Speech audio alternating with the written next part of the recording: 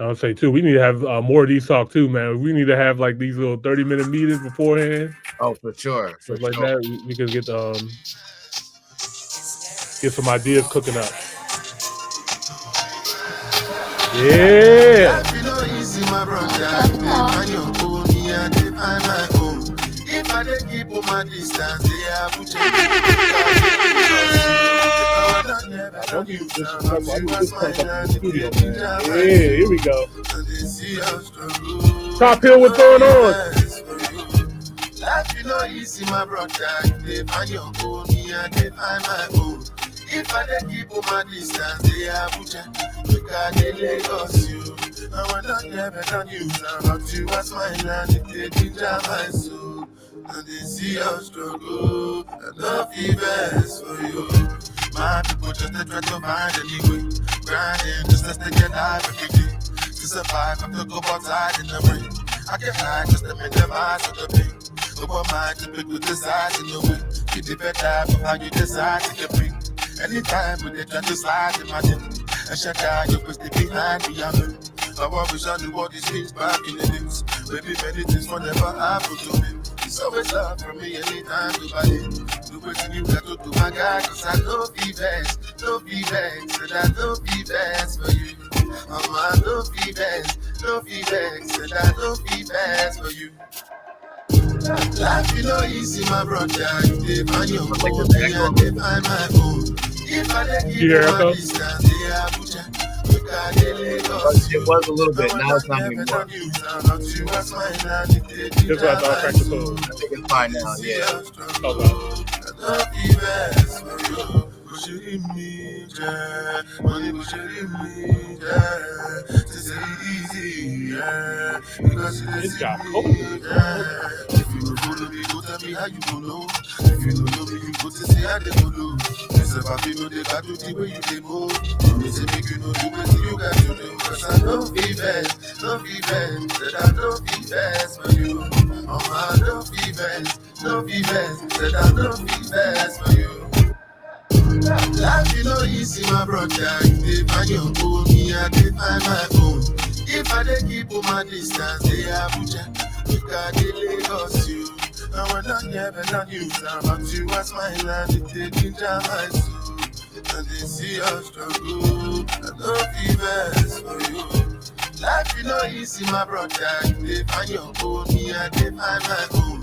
If I dey keep on my distance, they Abuja, we can dey Lagos you. I want not never done you, now but you are smiling and it dey ginger my soul. And they see your struggle, I love the best for you. I Talk, talk, talk. love the best for you. Yes, sir. Love the best for you.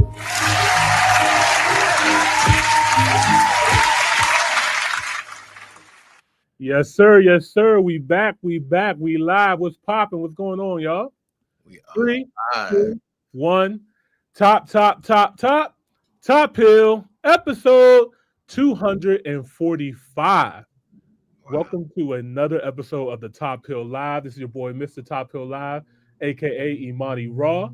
And we got a special guest in the freaking building. It's our guy Joe with Authentic Africa in the building. Round of applause. Yes, sir. We're back. We're back.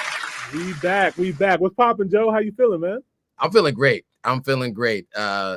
Good Monday morning. Good morning. Well, it was a good morning. It was a good Monday overall. Yeah. Had an earlier live stream that went really well.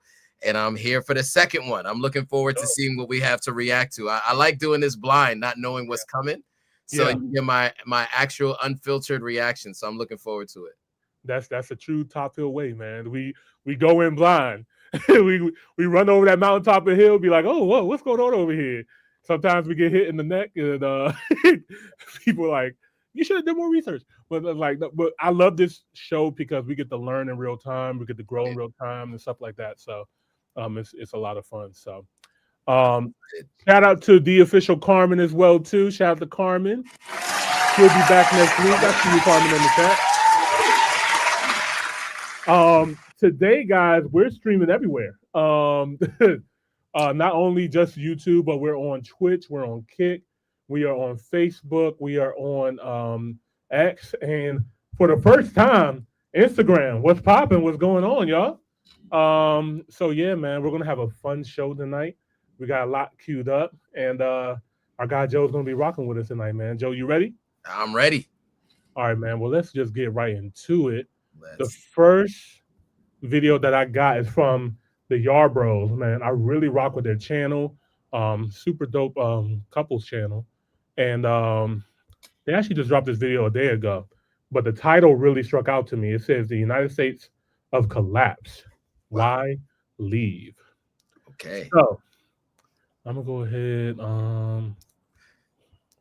Did Instagram kick me out already? No. Let me see. I'm live on IG. Okay, cool. I think you should be still live. All right. So we're gonna go ahead and tap into this jump real quick. If you guys are new here, don't forget to like the video and subscribe to the channel. We greatly appreciate it. Let's get into it. It's all one big lie. This is the invention of whiteness in the United States. It's been dangerous for Black people's existence. From slavery to Jim Crow to dead peonage, the crack era, to the present day of white reflection. They are evil, murderous, violent, bestial people. One of our major reasons for Black people to leave the United States, not now, but right now, is the unprovoked and unchecked escalation of white violence, white lies, and white depravity in the United States. Aren't still. Oh, I ain't gonna lie. They going hard in the paint off the early on this show, man. They're like, Militant. no filter. Wow. Get Lynch in 2025. Yes. Yes. It's not a historical thing. Are there still sundown towns in the United States in 2025? Yes. The body of 21-year-old Trey Reed was found hanging from a tree. There are sick people not looking for any cures. And another MAGA child predator. The Surrey County Board of Elections chair has resigned, accused of putting drugs in his granddaughter's ice cream. Donald Trump's former spiritual advisor pleaded guilty yesterday to sexually abusing a 12-year-old girl. Trump also pardoned Mr. David Daniel, who was convicted of production and possession of child pornography. James Gosnell was appointed to the position of trust. He is alleged to have abused and exploited those vulnerable infants and toddlers. They molest children at a high rate. Behind every accusation is confession. Milwaukee County Circuit Court judge is now facing federal charges accused of distributing child pornography. And now he says if you're not on board with the Epstein cover-up, I don't want your support. You're a weakling. Shit going on and somebody's vehicle. You suck. A society is judged by how safe it is for its most vulnerable population, the babies. In places like Japan, there are certain cities where 2 and 5-year-olds walk to the grocery stores by themselves, catch public transportation by themselves. Safety is a social norm that the entire community shares. That in America. In America, the social norm is the plantation is untamed and filled with house niggas, predators, and shooters of every variety. Well, not every variety. Until we all Wow. I mean, wow. I mean, he went right in. I mean, look, Thomas Swalwell, Clarence Thomas, these are people I've known people to find them to be role models, not me, but this guy is really going in very, very militant, very aggressive in his tone and his speech, I must say. But backed up with facts and stats. I mean, there's a lot of facts and stats being thrown in there. So yeah, there's a little bit of an echo. I don't know if that's the video when it's playing or if man, this video is captivating. It's aggressive though. Yeah, it is. Yeah, I'm just going to second that, man. Viewer discretion is advised. I should have put that in the beginning. I had no idea we was going this hard in the paint this early, man. But he had some shit to get off his chest. He did. For real. So yes. He put the Kendrick right theme in there. It's serious. Well, how about the play on the album artwork for "They're Not Like Us" with the on top of the White House. Right. Yeah, man. Yeah, I mean, if you know, you know. Yeah, facts. I'm gonna test this audio real quick, make sure. I'm just gonna rewind it real quick and test it. The new system today, guys. So community shares. That in America. In America, the social norm is community shares. That in America. In America, the social norm. Okay, yeah, there's echo. All right, let me try to fix that first. The way he like this scene just jumps right in. I wasn't prepared for that. I was not prepared for how he would like mid-sentence went straight to this. Right. Yeah, you're right. He had to get something off his chest. Right. He's not playing around. This guy came to make a statement. Yeah. Can you hear it? I don't think so. Plantation is untamed and filled with house niggas, predators. You can't hear it? I think it's a little better. I mean, you can still hear it. You can still hear the audio though. It just has a little bit of the echo afterwards. Okay. And shooters of every variety. Well, not every variety. And shooters of every variety. Not every variety. It sounds good on my end, man. Fine now. Yeah. Yeah, I think it's good now. I'm gonna just run this back from the beginning, just because the audio was messed up. But all right, viewer discretion is advised. Put the kids to bed. We're talking real ish right now. Let's get to it. Yikes. It's all one big lie. Since the invention of whiteness in the United States, it's been dangerous for Black people's existence. From slavery to Jim Crow to dead peonage, the crack era, to the present day of white deflection. They are evil, murderous, violent, bestial people. One of our major reasons for Black people to leave the United States, not now, but right now, is the unprovoked and unchecked escalation of white violence, white lies, and white depravity in the United States. Are still getting lynched in 2025. Yes, it's not a historical thing. There still sundown towns in the United States in 2025. Yes. The body of 21-year-old Trey Reed was found hanging from a tree. There are sick people not looking for any cures. Yet another MAGA child predator. Missouri County Board of Elections chair has resigned, accused of putting drugs in his granddaughter's ice cream. Donald Trump's former spiritual advisor pleaded guilty yesterday to sexually abusing a 12-year-old girl. Trump also pardoned Mr. David Daniel, who was convicted of production and possession of child pornography. James Gosnell was appointed to the position of trust. He is alleged to have abused and exploited the most vulnerable, for infants and toddlers.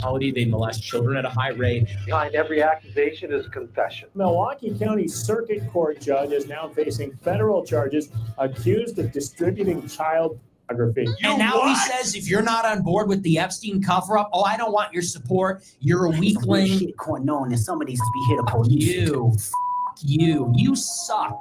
A society is judged by how safe it is for its most vulnerable population, the babies. In places like Japan, there are certain cities where 2 and 5-year-olds walk to the grocery stores by themselves, catch public transportation by themselves. Safety is a social norm that the entire community shares. That in America. In America, the social norm is... The plantation is untamed and filled with house niggas, predators, and shooters of every variety. Well, not every variety. Until we all address the situation with white men, we're never going to get anywhere. 2024, white people committed 53% of the reported crimes, while Black people only committed 25%. So this narrative... Wait, he's throwing up some facts right there? Yo, if I had a quarter, every single time I mention about, going back to Africa or something like that, they're like, oh, fine, great. The crime will go down and then the food stamps will be this. And I'm like, y'all do know, like, y'all use more food stamps than Black people, right?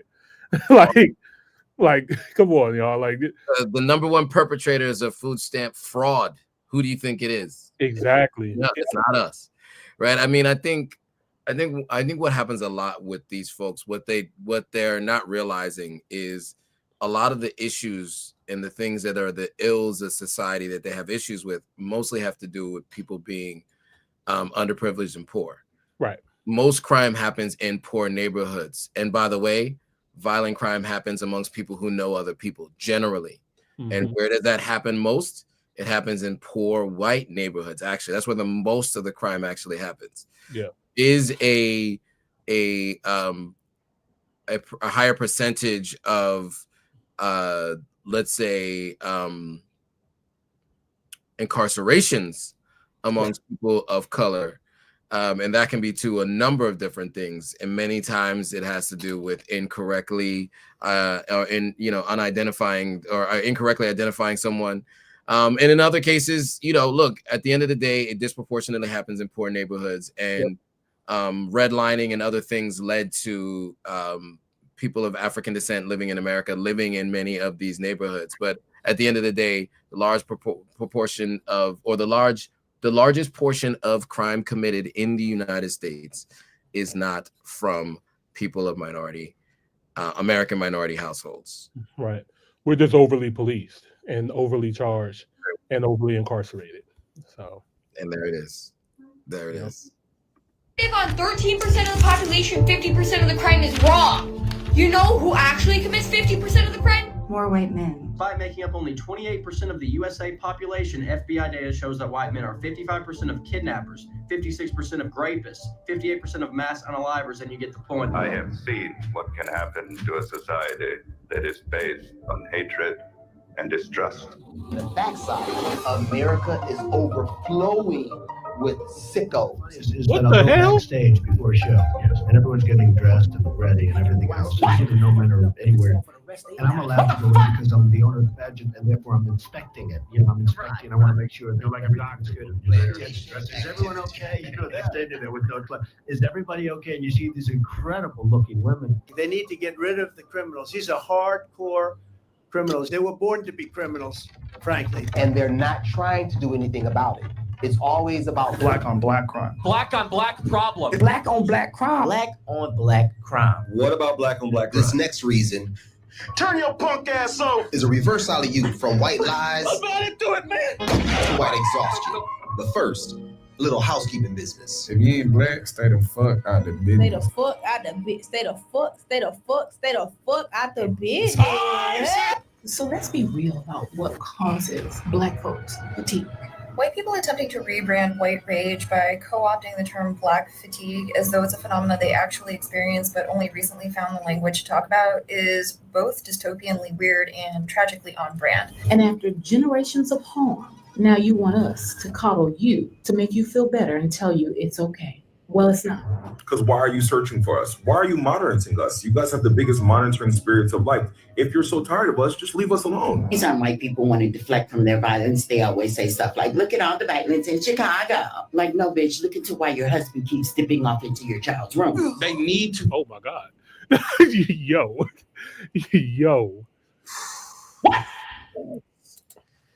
Yeah, that was aggressive. That's aggressive. That was a lot.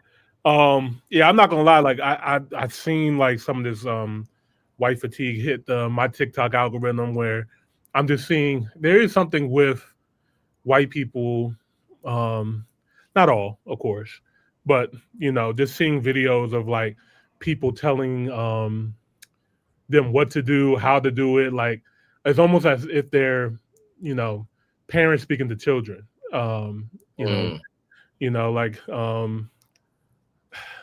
There was a Netflix documentary that just came out recently. I think it was something like The World's Worst Neighbor or something like that. And it had this this white lady in a neighborhood. She was always complaining about the kids playing outside. And she would call the cops like all the time, to the point where the cops actually knew, the parents of all the children and stuff like that. And like, they're just kids. They're not really bothering anybody. But one day this lady actually ended up shooting one of the mothers when the mothers came and confronted her because she threw like some rollerblades at one of the children, and so the mother came to confront her, and then this white lady shot her through the door, like through her locked door in her house. You know what I mean? And so she ended up getting convicted. Thank God. But like, there's just so many. There's no need for me to name the full list of like tragedies and stuff like that happen, but there's definitely some fatigue of, there's a reason why the term Karen exists. You know what I mean? So yeah. Feel needed. These must don't go an hour without thinking about us. The copying, the whitewashing, the centering themselves by playing victim. I'm tired of being exposed to food that's been seasoned with air and imagination. I'm tired of y'all birthing and raising serial killers. I'm tired of kids not being safe in school. I'm tired of mass shootings in public places. Whips have been replaced with wages. And just like the plantation, the system feeds on your exhaustion. While low IQ slave patrols police black and brown bodies, corporations cash the checks. Nothing has changed. Escape the plantation. So we'll see. Real quick though. Yeah.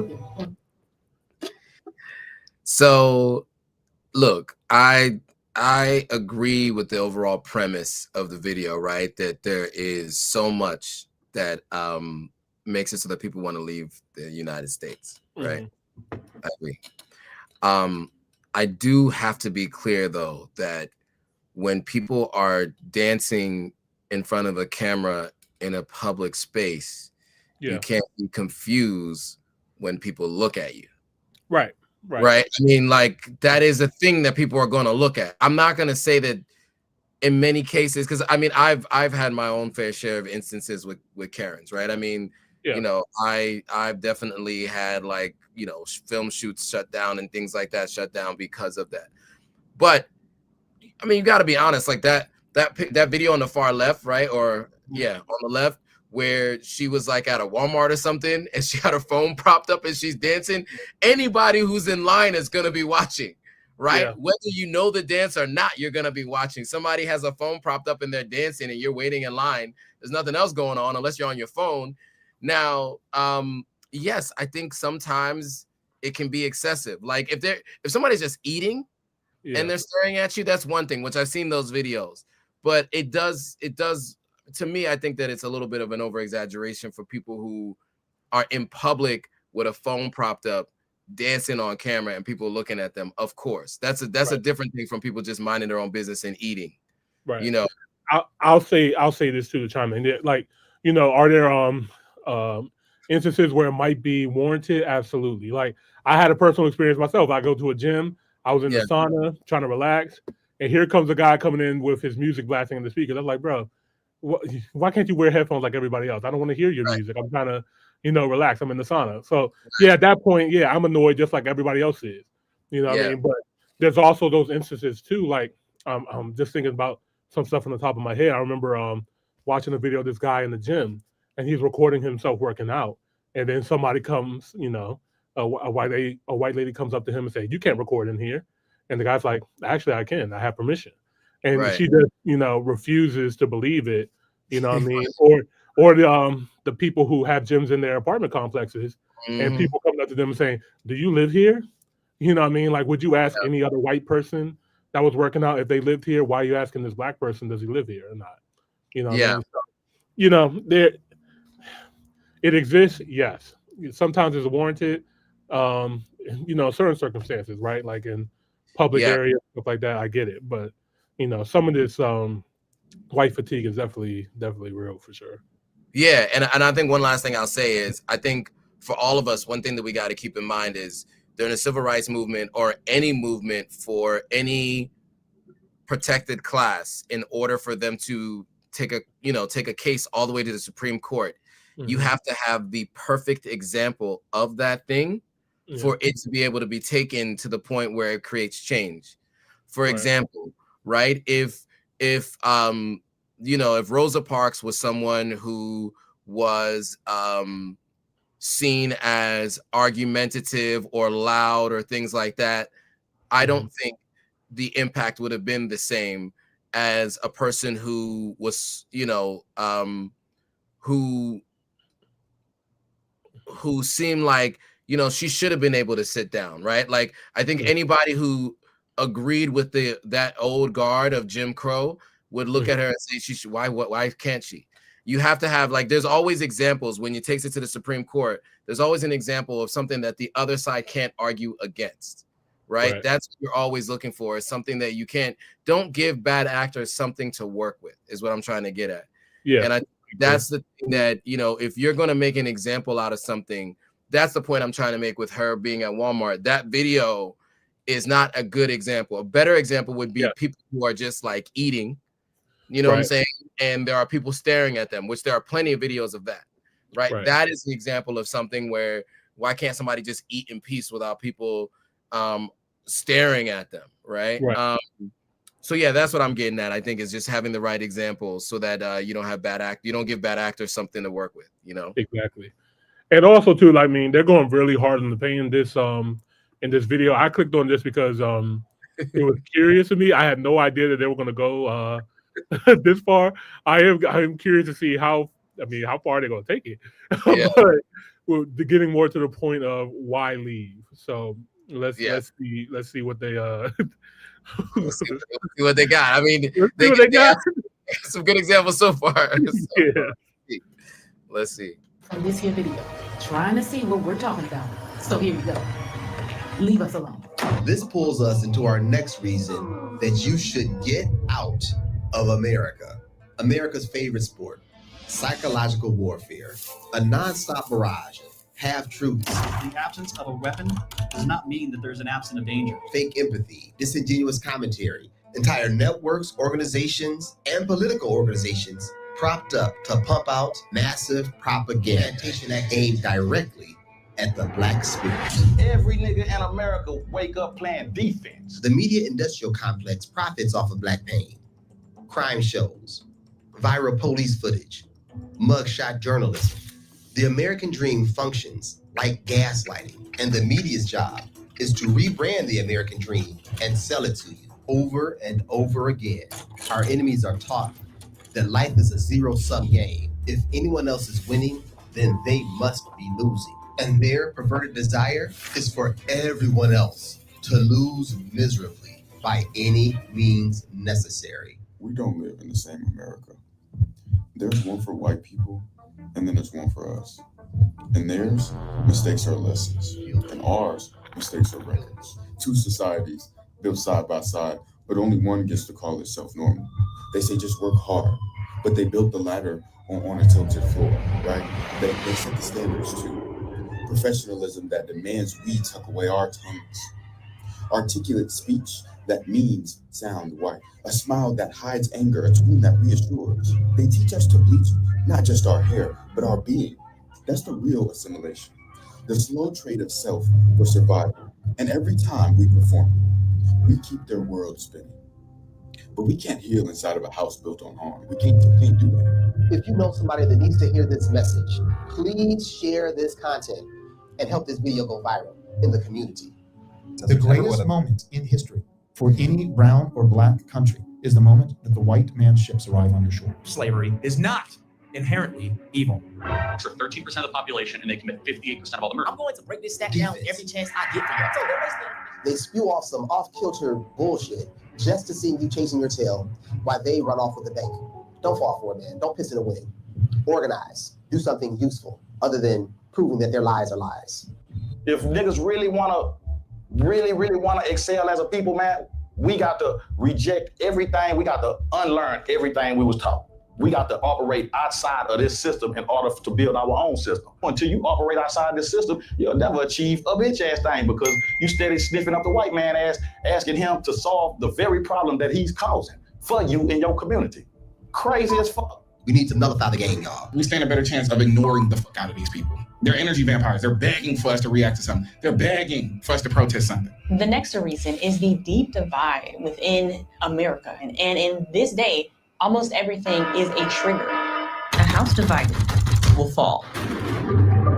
Not only is it biblical principle, It's also historical fact. The Romans, the Huns, the Ottomans, and the Russians all collapsed from internal division. And America is so lost in the sauce that the president and all the president's men are sowing division and destabilizing the country everywhere that they can. Hate America, really. It's sitting on my desk right now to review. I've stopped 8 wars. Stop lying. Quadrupling healthcare, 17 million Americans cut from this bill. shutting down the government, This is now the longest government shutdown of any kind ever. completely ignoring the needs of the working class. The government is using real human lives as leverage in this political bitch fight. I don't understand why we are giving another country $20 billion. America has turned into a battle royale where anything goes. I mean, if you are not getting active death threats, you're not really doing much for the country. Political SUV assassinations, had red and blue flashlights. Suspects posing as police officers. overwhelming white-on-white violence, police versus ICE, the government versus the people. America has turned into a culture of divisiveness where everything is a debate. Job, you've never accomplished anything. What do you say to the 13 women that you sexually harassed? Including the truth. Are you acting right now? Do you really I'm believe telling this? the truth. There's no systemic racism that I've experienced here in America. The battlegrounds are blood-soaked, tribal, toxic, and intolerable. What the fuck? It's time to escape the madness. Or you decide that you got to be locked up in jail. That's the way it has to be now. Or involuntary lethal injection or something. Just kill them. This leads us to our final reason that we believe America right now. What did he say? Yeah, involuntary lethal injection. That was on the 5. He threw that as an idea out there. Yeah, that's what's on in the living rooms of many Americans around the country. Yeah, that's that. Yeah. And then that guy being on the couch there gives them a permission structure to be able to be how they are. Right. Yeah, I watch what's going on Fox News. It's crazy. Yeah. I'm the same way. Kilmeade, I think that's his name, Brian Kilmeade.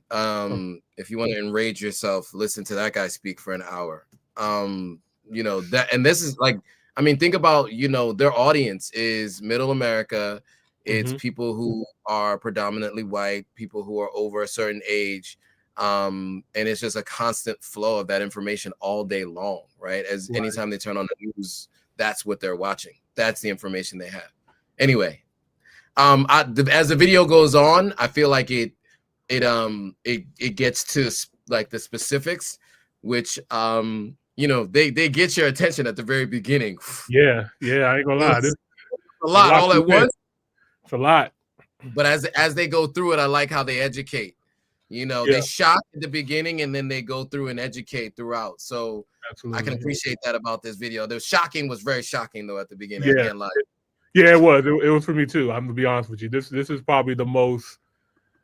This is probably one of the most triggering videos I ever took on this show in the last 6 years. I'm not gonna lie, man. This video is heavy. It is heavy, man. We're gonna get to it. The class warfare that the poor are losing in America. Pause. You've been voted out. Please return to your seat. Today, there isn't a single state, metropolitan area, or county in the United States where a full-time worker earning the local minimum wage can afford a 2-bedroom apartment. Crash out. Shit, a 1-bedroom. Like from the stat that I saw, it's hard to afford a 1-bedroom off of minimum wage in each state, let alone a 2. I'm just so tired. I'm currently drowning in $60,000 worth of debt.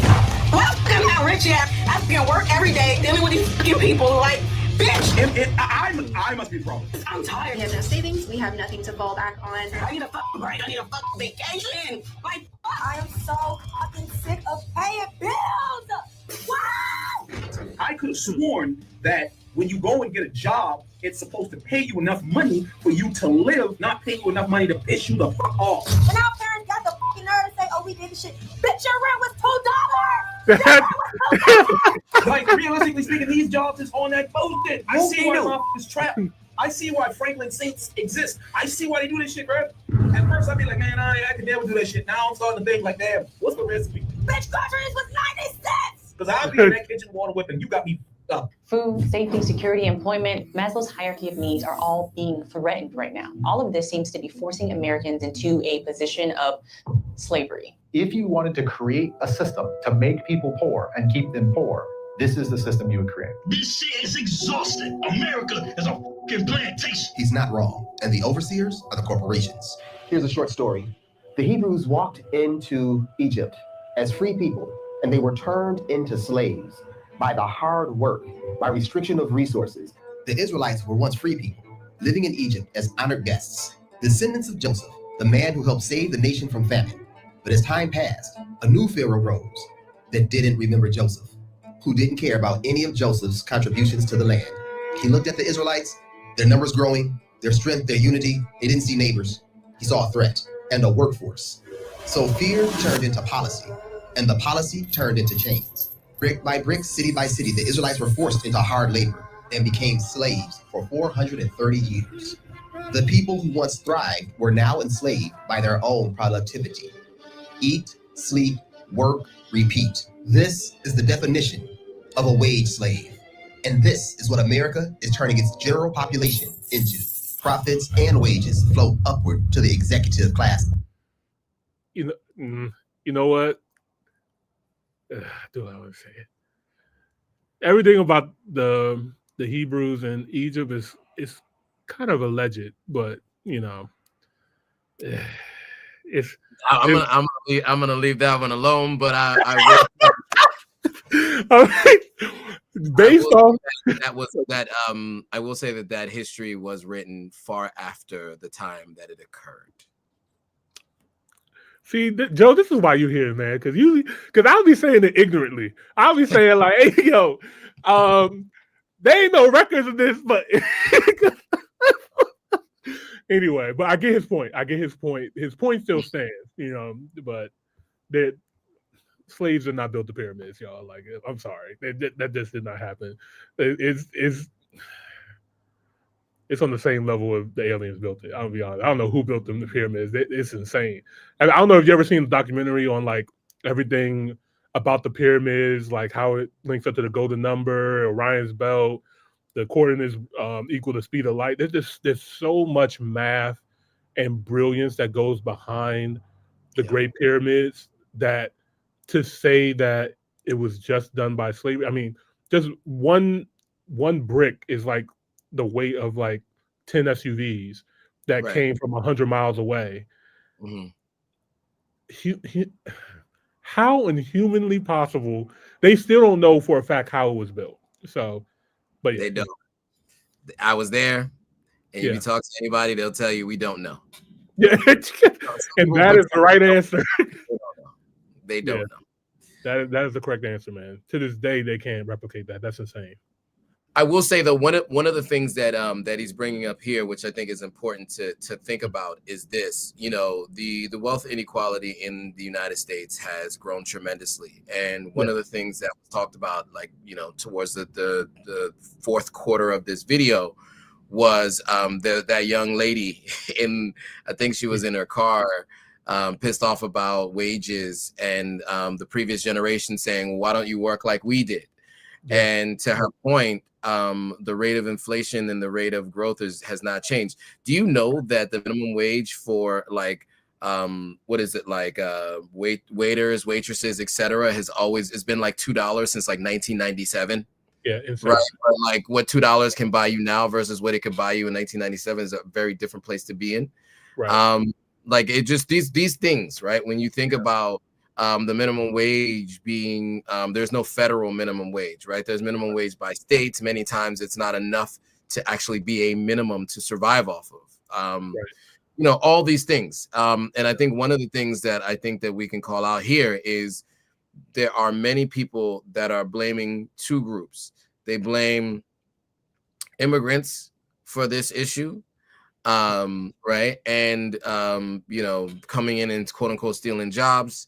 And they also blame people of color for leaning too much on the government for the government resources, and both could not be further from the truth. Right. Really, all it is subsidies are given to the very wealthy, and they call it subsidies, and they call it entitlements when it's people who need it the most. Number one. Number two, and they do that so that they want you. They want us fighting each other, so that they can continue doing what they want to do. Absolutely. Right? And that's how it has been. That's what it continues to be. Now, the point that is being made here, I also don't want it lost on us that we do not want to end up becoming that same thing in Africa. And I know the goal is to say, this is happening to you in America, go to Africa. But gentrification is a thing, so we have to be very careful with what we're doing, how we're communicating, who we bring with us, right?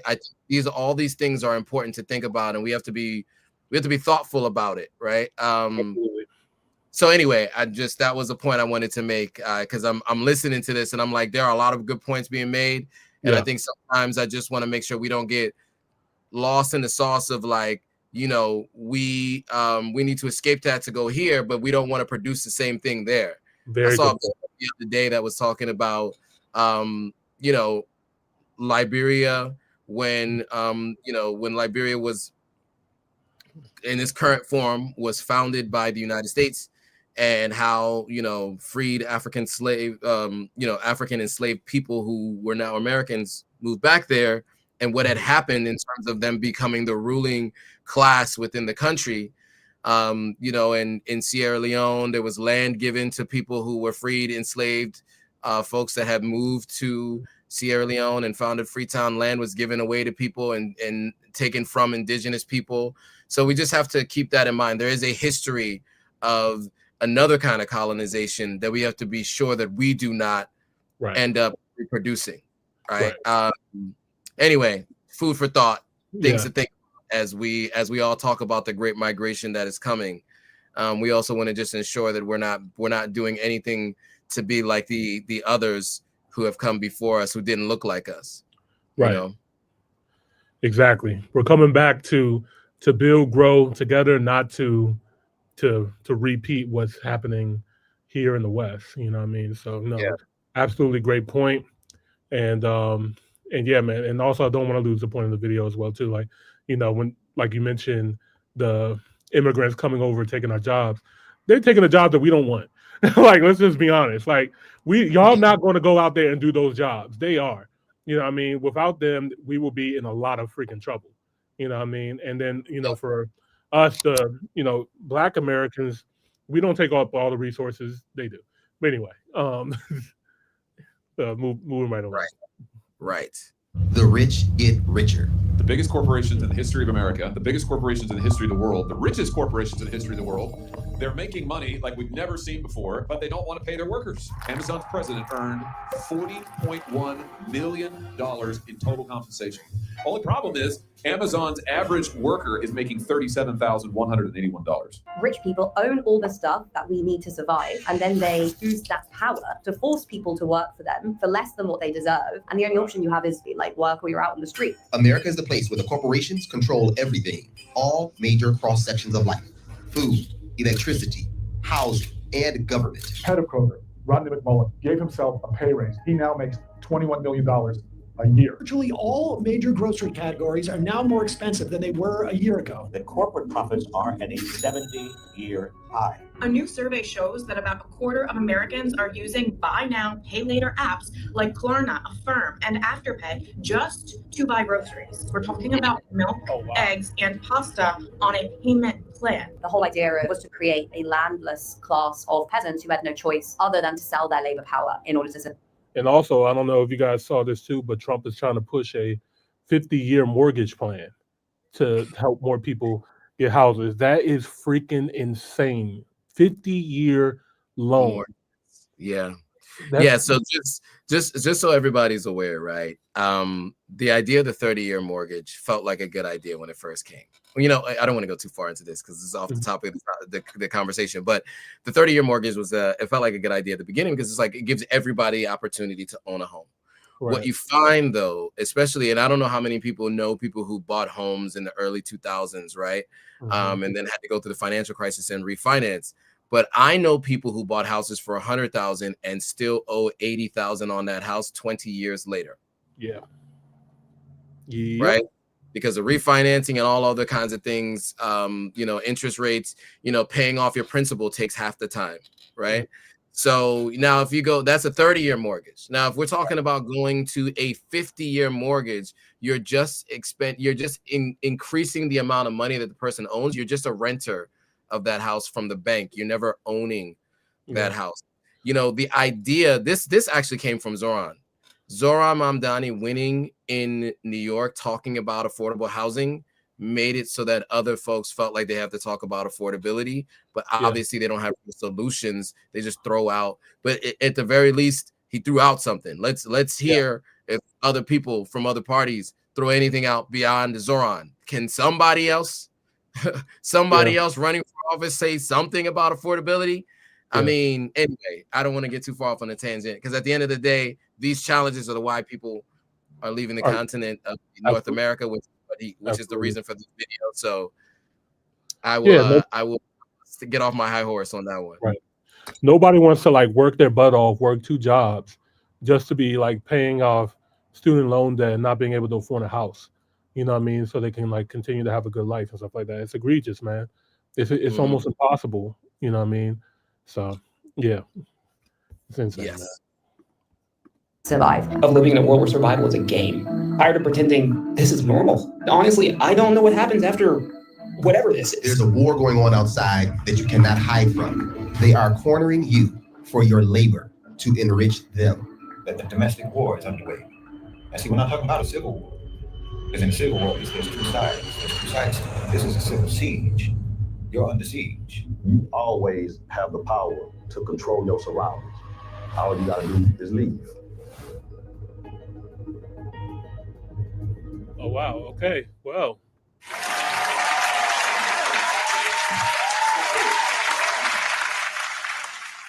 Ladies and gentlemen, the Yarboroughs. Shout out to them.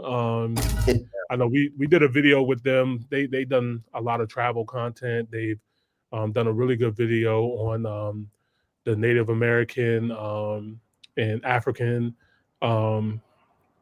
similarities and stuff like that, like with the Seminoles, the Black Seminoles. It was a really good video. This one, this was a doozy. I'm not gonna lie. This one was a doozy. But I think their point was made that the system that we're in is a struggle, and for a lot of people don't see a way out. They don't see an exit plan. Some people are just so caught up in the rat race they don't even think about it. You know what I mean? They're just running on the hamster wheel and don't know of another option. You know what I mean? Yeah, man, I've been, the more that I travel, the more that I realize that, oh shoot, America is kind of like a matrix. It's kind of like, you know, if you're just working, 365 days out of the year and you only get 2 weeks vacation on average, like, is that really living? You know what I mean? And, you know, the stuff that should be like necessities are almost out of reach. You know, people are not having children, not having babies and stuff like that because they're thinking like they can't afford to have children. You know what I mean? Like, so that's what's going on with the birthing issue and stuff like that in this country. So yeah, there's a lot of problems here. You know what I mean? So I get why people are choosing to leave. But anyway, Joe, any final takes on this one? Yeah, I mean, look, I think they made their point and it was a good one, right? I mean, and these are some of the reasons why people want to leave. I mean, I myself, you know, for context, one of the things I used to talk about with folks was that I was, you know, I had guns drawn on me twice by the NYPD, and I've been stopped and frisked before, you know. And because the person I was with in the car, the person driving the vehicle happened to work in corrections, that was the reason why, you know, that was what de-escalated the situation. He didn't give his license, he gave his work ID, and they just yelled at us and let us go. But you know, these things, you know, you have to comply to survive, right? And the fact that is the state that we are in today's day and age is one that is troubling at the very least. And so, yeah, I mean, look, the video touched on all those points and more. I think, you know, there was definitely attacking large groups of people. There's a lot of people getting strays, right? That maybe it may not have had anything to do with it, but point was well taken. Like I said, shock and awe to begin with, but then throughout the video, you know, really getting into the education. And I think the most important point was that you know, it is causing folks to leave. And I think, you know, one of the things that, you know, that we're both trying to do with our platforms is help people find a path forward, right? If you're deciding you want to go and making sure that, you know, for me especially, my goal is to ensure that you make the right decision, because at the end of the day, I know a lot of people want to be running away from that, but you want to make sure that when you're going somewhere, you're running towards something. You don't want to just be running away from something. You want to be running towards something. So I would just make sure that everyone doesn't make emotional decisions based on videos like this and how you feel. You know, we gotta make intentional, smart decisions when it comes to making moves to a whole nother continent. So continue to pay attention to our platforms as we talk through the ways that you can get there and the things that you should do when the time comes for you to make that move. All right, that's what I'll say about that. Yeah, and in the reverse as well too. I think it's good for our brothers and sisters on the African continent to see what the heck is going on over here too, because you know, every single time I go over there, you know, there's always like, you know, they want to come to America. They're like, what is there to complain about? Like, it's heaven over there. You guys have this and have this and have this, and you know, you don't, you know, because of propaganda, you may not see everything. So you know, some of this might be an extreme culture shock for, you know, some of our brothers and sisters on the continent, man. And you know, it's crazy. It's crazy. Me and Joe never talked about this too, but you know, I had guns drawn on me as well too. Here in Maryland, man, from police officers. Mistaken identity. They thought I was a different. They thought my car matched up to somebody else that they were looking for. But you know, yeah, my bad. Sorry. You know, we just had 7 guns pointed at you, and you know, Freddie Gray just died yesterday. You know, 30 miles north of you. So yeah, there's a lot of trauma and stuff like that we experience being Black in America. That, you know, they try to, you know, just put dirt over it and just say, oh no, you're fine, don't worry about it. It's just, you know, this doesn't really exist, you know. And it's just extreme gaslighting, you know. Yeah, it's unfortunate. So, but like they said in the video, we have the power to choose to leave and, you know, create our own environments and choose our own environments. So yeah. All right, moving on to something lighter. Let's lighten this room up, man. Oh my God! Shout out to them though, Phildo video. All right, of course. I'm sure you're familiar with this this YouTuber, man. Shout out to Steven the Dukwu. We have a video here, and this is actually new. He just dropped this this week. What does 99,000 buy you in Ghana's most exclusive neighborhood?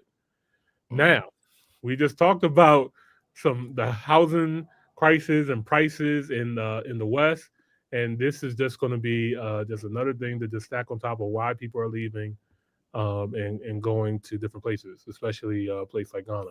So anyway, if you guys are new here, don't forget to like the video and subscribe to the channel. We greatly appreciate it. Let's get into it.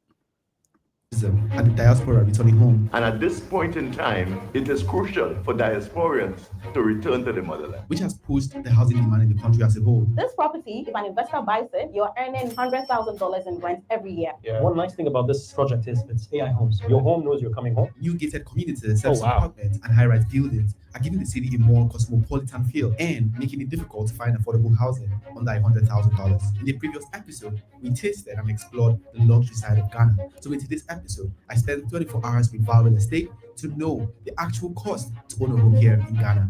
So checking out their latest project and the unbelievable price point. How much is this now? We're starting at 99,000.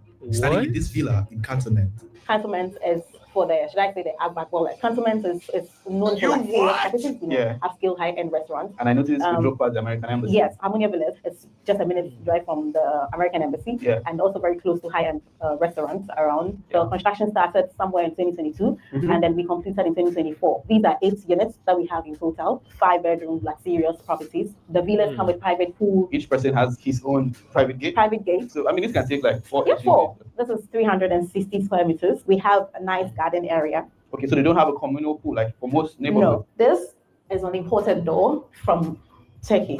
Yeah, so you got like an ante room on here. Yes. And you have your beautiful family area. Yeah. I noticed there's a lot of Turkish investment in Ghana.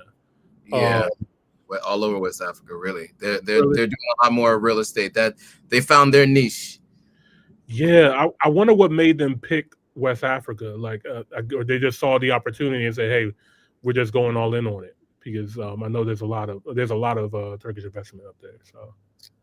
Yeah, I mean, I don't know. I know that they redid the Istanbul airport. I saw that. It looks great. I was there maybe 2 years ago. And then what I did see is, and the Sierra Leone airport, the new Sierra Leone airport was done by a Turkish company that did the Istanbul airport. So, yeah, I mean, look, a good friend of mine went to college and lived in Turkey for 8 years from Sierra Leone. So there was a lot of Sierra Leoneans there. So it's probably, there's probably some exchange of, when people come to the country, and what you find is that enterprising people find places everywhere around the world to do business. And what they find is that it's easy to do business on the continent if you have cash to begin with, and you have a skill set, and you have a need that you can fill.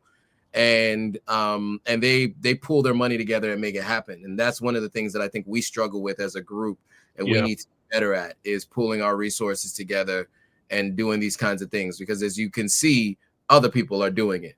Right, for sure. Yeah. Living area, of course. So just like I said, pay attention to our imported porcelain tiles that we have here. So when we were selling, it came semi-fitted. So your kitchen comes fully fitted. Yeah. Furniture, we leave it to the homeowner because everybody has their personal taste. This is your powder or guest washroom. Yeah. And then this is every lady's favorite room, the kitchen. So we are going up. On this floor, you have 3 bedrooms. 3 bedrooms here. Yes, with a nice family area. Here, the whole of the 3rd floor is for the masters. Then there's a bathroom, then you have your main bedroom, and then the terrace area. Nice. Now feel that breeze. It's a lot of things you can party as well. But let me ask you, can people buy this right now? You can. I miss that good African air, man. Oh my God, I cannot wait to smell it again. Give us a call. Yes, in 2022 at off-plan, it was sold at 850,000. 2 years later, some of the units at $1.3 million. So it went. What the hell? You what? What the fuck? What did she say? Did she just cuss at us? Hold up. But let me ask you, can people buy this right now? You can give us a call. Yes, in 2022 at off-plan, it was sold at 850,000. 2 years later, we sold some of the units at $1.3 million. So it went by 800. I thought it was 99,000. What are we talking about? That's a that's she a lot. said it was sold off plan at 800,000, and a few years later it was 1.2 million. 1.3 million. 1.3. Okay. All right. Okay. Part of me is somebody like, I own a home. So, I mean, you want to see appreciation happen for your property, right? When you buy it. Sure. But. Well, this is what I'm talking about the gentrification. Right? Yeah. Like this, that could be a serious issue, because it does look like, I mean, I see Lamek in the comments. Yeah, like this does look like it's, targeted for foreign investment, or foreign people purchasing property and land. Yeah, I mean, for sure. And I think by them buying that land and those houses for that price, that means that it increases the price for everything in that neighborhood, right? So Cantonments now continues to go up in its value. Now, what I feel will happen is there will be a bubble, right? The prices are going to get too astronomical. I have seen apartments that sit for 9 months because somebody wants to charge $1,300 a month and charge a year up front, and nobody has that kind of cash, right? And they're like, well, we know we can get it, so we're just going to wait. And you're there, and somebody does end up paying that money. But what it does is it there's going to be some kind of bubble. I imagine that's the only thing that can happen when you have inflated prices like this. I just hope that the market, can stabilize a little bit and it makes more sense for more people. Now, obviously, this is a very high-end house with a pool. Everybody has their own individual pool. I'm sure they already have generators. This is right next to the American Embassy. This is prime real estate. Really, really expensive. But overall, though, Cantonments is expensive. So that means the neighboring neighborhoods are going to be expensive. And it just works its way out. And so people start having to move further out, right? And that's just how it is. That's what New York City looks like now. So yeah, that's the point I was trying to make earlier about gentrification and ensuring we don't continue to accelerate the process of pain for people who already have to who already earn very little, right? Yeah. And now they have to commute from further away to come to work because they can't afford to live in the city. Right. So, yeah, I guess, you know, that's probably like the $1 million question, right? Like, how can you do this ethically? You know what I mean? Where, you know, there's certain people that make a certain income and want to live a certain lifestyle. But how do you also give people who may not have that lifestyle or that income the opportunity, you know what I mean, the opportunity to, you know, live decently as well too. So like, you know, this neighborhood might be targeted for the wealthy, like you mentioned, right? And then there's other neighborhoods that, you know, are more affordable. But, you know, even those places that are more affordable, you know, as long as we can like try to help with, you know, keeping crime down, people can still live a happy, good life. It's still good. You know what I mean? I do know that Ghana had an issue with inflation, but it seemed like I noticed recently they said that their inflation rate has fell 18% in last month, which is like apparently really good. Like they're you know, it's starting to come down, so that's good news. So you know.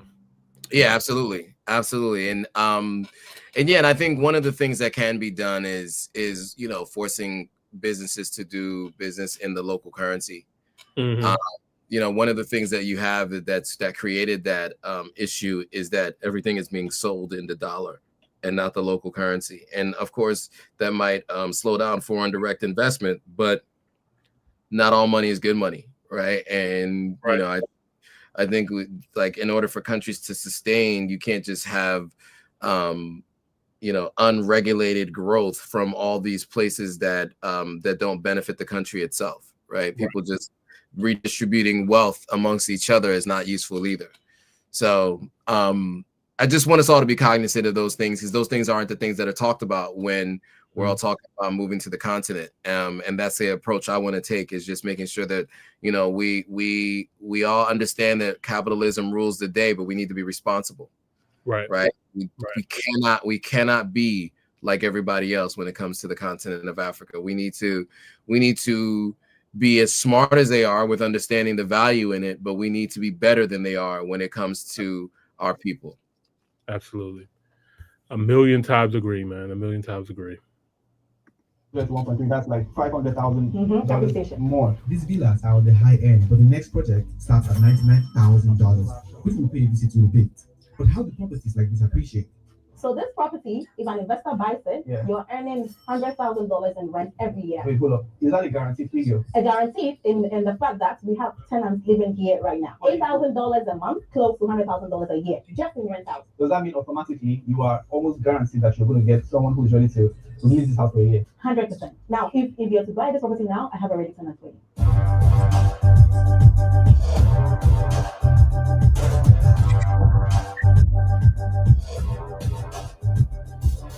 Steven, so this is another project that we have called Legacy Heights, directly opposite the CIBN campus. So I'm going to hand you over to Dorothy, and let's process it, and then she'll show you everything about this project. So Legacy Heights is a twin tower, and you have 170 units in each of the towers. Each of them. Yeah. Do you guys have like show units here we can take a look at? Yes, we have a show unit, so come with me. I like Lamek's comment here too, and I think this typically does happen when you have when you're living in properties like this. Like typically, if you do have you know, somebody assisting you in the area, living in the area, like I know in America, zip codes can also get you paid you know, higher prices too, right? So like if there was somebody that owned a restaurant, or if somebody was a cleaner, right? Like say you had an Airbnb and you had a cleaner here, you would typically pay that person more because of the area that they're doing it in. If that makes sense. You know what I mean? So yeah, I think that's a great idea as well. That is definitely something we should take into consideration. I will tell you, I paid my housekeeper $107 a month. Some people in America say that's too low. Just keep in mind that the minimum wage is $75 a month, right? And I didn't have a lot of work for her to do. I was a single male, so really she was just doing some meal prep and some laundry. But the local people wanted to pay her in Ghana cedis and not change her amount of pay based on inflation. So what I did was, since the dollar was more stable at the time, it was $6 for 6 cedis for every $1 when I first got there, and when I left, it was 15 cedis for every $1. I just made sure to pay her accordingly.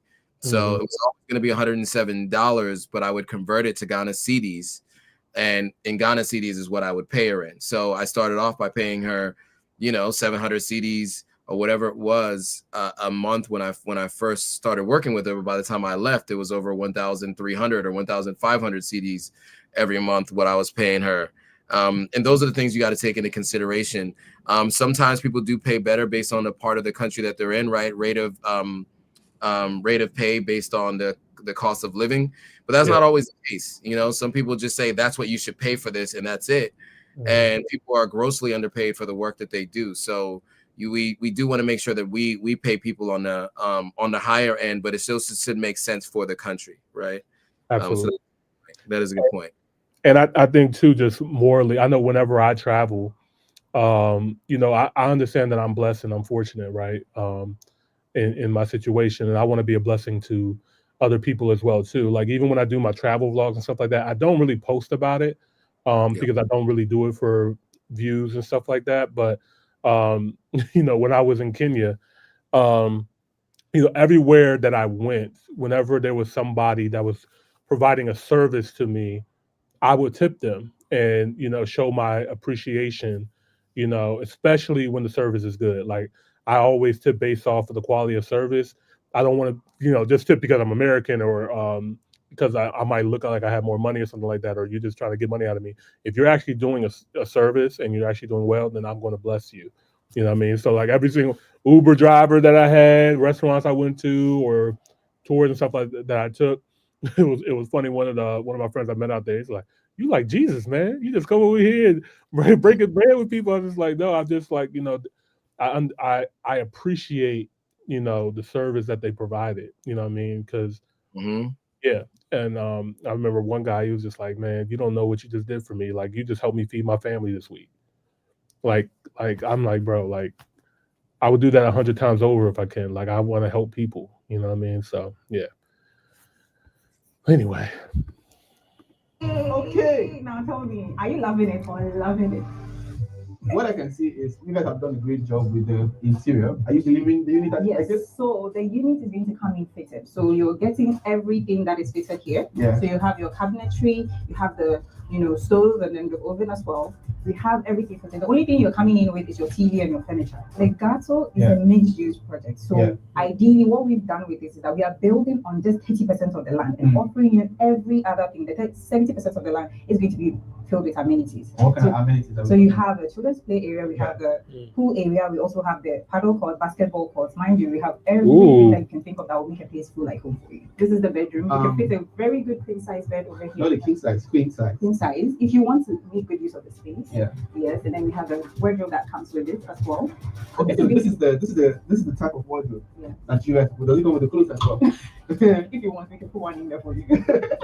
And that's the bathroom. Let's take a look at the bathroom. Let's take a look at the bathroom. I was expecting the bathroom in one bedroom. I was like, what? Not bad. Yes, and that's small for the price. If I'm being honest. You said what? The place seems a little small for that price, right? Like the bedroom was small; it could only fit a queen size. Like I mean, the amount of money people are spending. Look how small that shower is. Is this a $99,000 home though? Like, did we get past the? I don't know. I don't know, but for 99,000, if you don't build on a plan like this, you can get enough space. Like that's I've seen what you can get. I think they were just trying to, it's an apartment building, right? It's the Twin Towers or whatever it was called, right? So they're trying to maximize space for the price that they can charge for it. But that space is pretty small. 99,000 for it's like. That's a small shower, that is a small shower for that price. I think that, I think people get sometimes people get wrapped up in emotion. It's like, yeah, I want to buy on the motherland. If you got that kind of cash, that seems to be small for me. If it feels small, it is small. So just for those of you thinking about it, a pretty small space. I'm just, as someone who's spent, I mean, I've spent a significant amount of time in different places in Ghana. I've never seen a shower that small at every place that I've stayed in Ghana. Yeah, very, very fair point. Like, I'm looking at her like, you know, she's a small person, you know what I mean? So, you know what I mean? And yeah, no. I'm thinking, yeah, no. Yeah, very, very good point, man. Yeah. All right. If you want, we can put one in there for you. And that's the bathroom. Let's take a look at it. Yes, let's take a look at the bathroom. I was expecting the bathtub in a 1-bedroom. I said, what? But yeah, not bad. Yes, and it's also very good. See, it's tall girl and tall man friendly. You know, I can like turn around and do whatever that I want to do. I just heard you. Let it not be said that I'm short, but my money's long. When you start your money, you are that's very right. tall. When did the project? He said, "I'm short, but my money's long." Shout out to Steven, man. Oh, my goodness. That's funny. What's the price at that? The launch price? 69,000. 69K. Yes. Okay. Oh, okay. And now it's 99. That's not bad. Then that's not bad. Okay. How many bedrooms? That's a good point. I hope they get back into it. I don't know.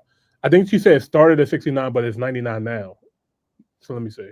Price at that, the launch price. 69,000. 69K. Yes. Okay, and now it's 99. So at completion, right? Let's say somebody invested at 69,000 in 2028. What are we looking at? From 124,000 to 140. It could be more. It could be less. Could be more. Could be less. We have 2 basements parking, as you can see, and that is the ground floor parking. So all these places being sold up to the level. The amenities are going to be on all the rest of the land. This seems too good to be true, so I had to pay a visit to their office to learn about the project. How you doing, Steven?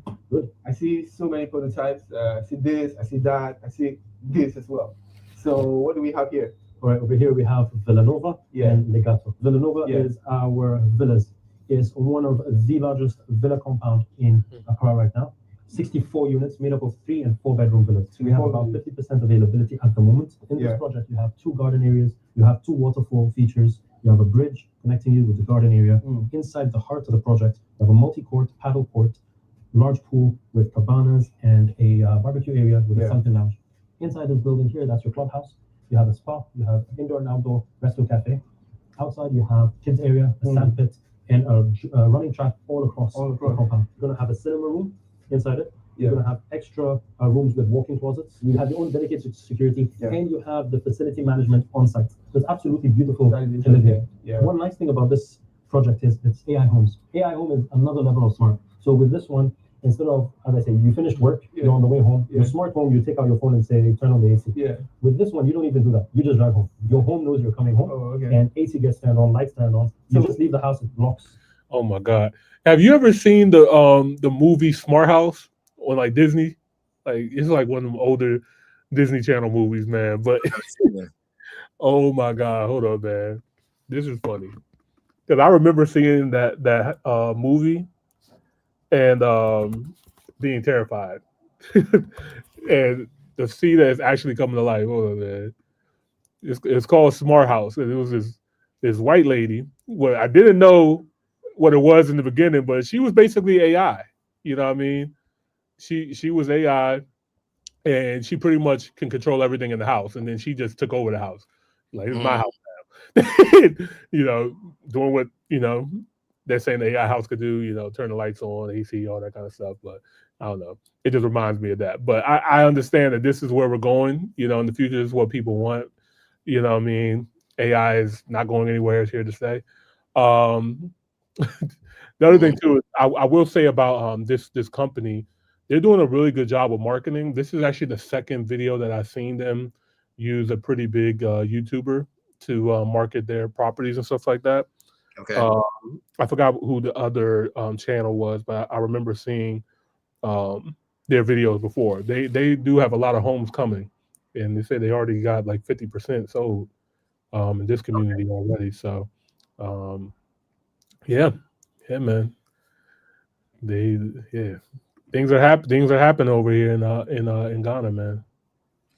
Absolutely. Look, I mean, I think, well, first of all, it's smart to always work with an influencer or a content creator, someone who has an audience for sure. You know, it helps to find good ways to shoot the content and also just their audience gets to see what you're doing. So those of you out there who are looking for folks to present your properties who are going to be coming to a city near you on the continent, look no further than this live stream. So I do want to mention that you got Imani from Top Hill, you got me from Authentic African. So if you guys are looking for people to shoot content, let us know. I'm more than happy to. I'd love to do a video like this, you know. Absolutely. We are going to be on the continent very soon, man. Well, you be on the continent all the time. So yes. Exactly. Your home knows you're coming home, okay. and AC gets turned on, lights turned on. You just leave the house with blocks. That is going to be integrated in all the units. Comes to the unit. It comes with the unit. What you see here is a prototype, but I visited the actual site for the construction of the villas. And then the good thing about Villanova is that we are basically selling the heart of the project. We have over 14 amenities, like I said. I'm talking about the swimming pool, the kids' swimming pool. We have the clubhouse. Yeah. We have a whole running track in the community. We have a paddle court here once again, and we have a multi-purpose courts for tennis, volley, and then basket. So you have your residents around. I'm talking about 3 streets here. Then in the heart, you have your amenities area. That is what Villanova is about. And Villanova is your first AI homes in Ghana. The 3-bedroom land size is approximately 250 square meters. 250, and this is 300 square meters. And it's amazing because you're going to get a nice panoramic view of your swimming pool from your dining side and your family lounge. You're going to see that swimming pool. It's all going to be glass around you. What are the price points right now? So we have 3 bedrooms starting at $750,000, and then we have what? The 4 bedrooms also selling at $850,000. You selling price as of today. In a few. All right. Hey, listen, man.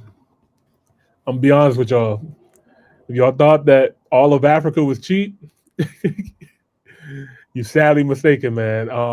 I've noticed that Ghana, especially in certain places in Accra, are premium. You know what I mean? They're premium prices. You know what I mean? You know, a lot of people like to call Africa like it's one country. Africa is 54.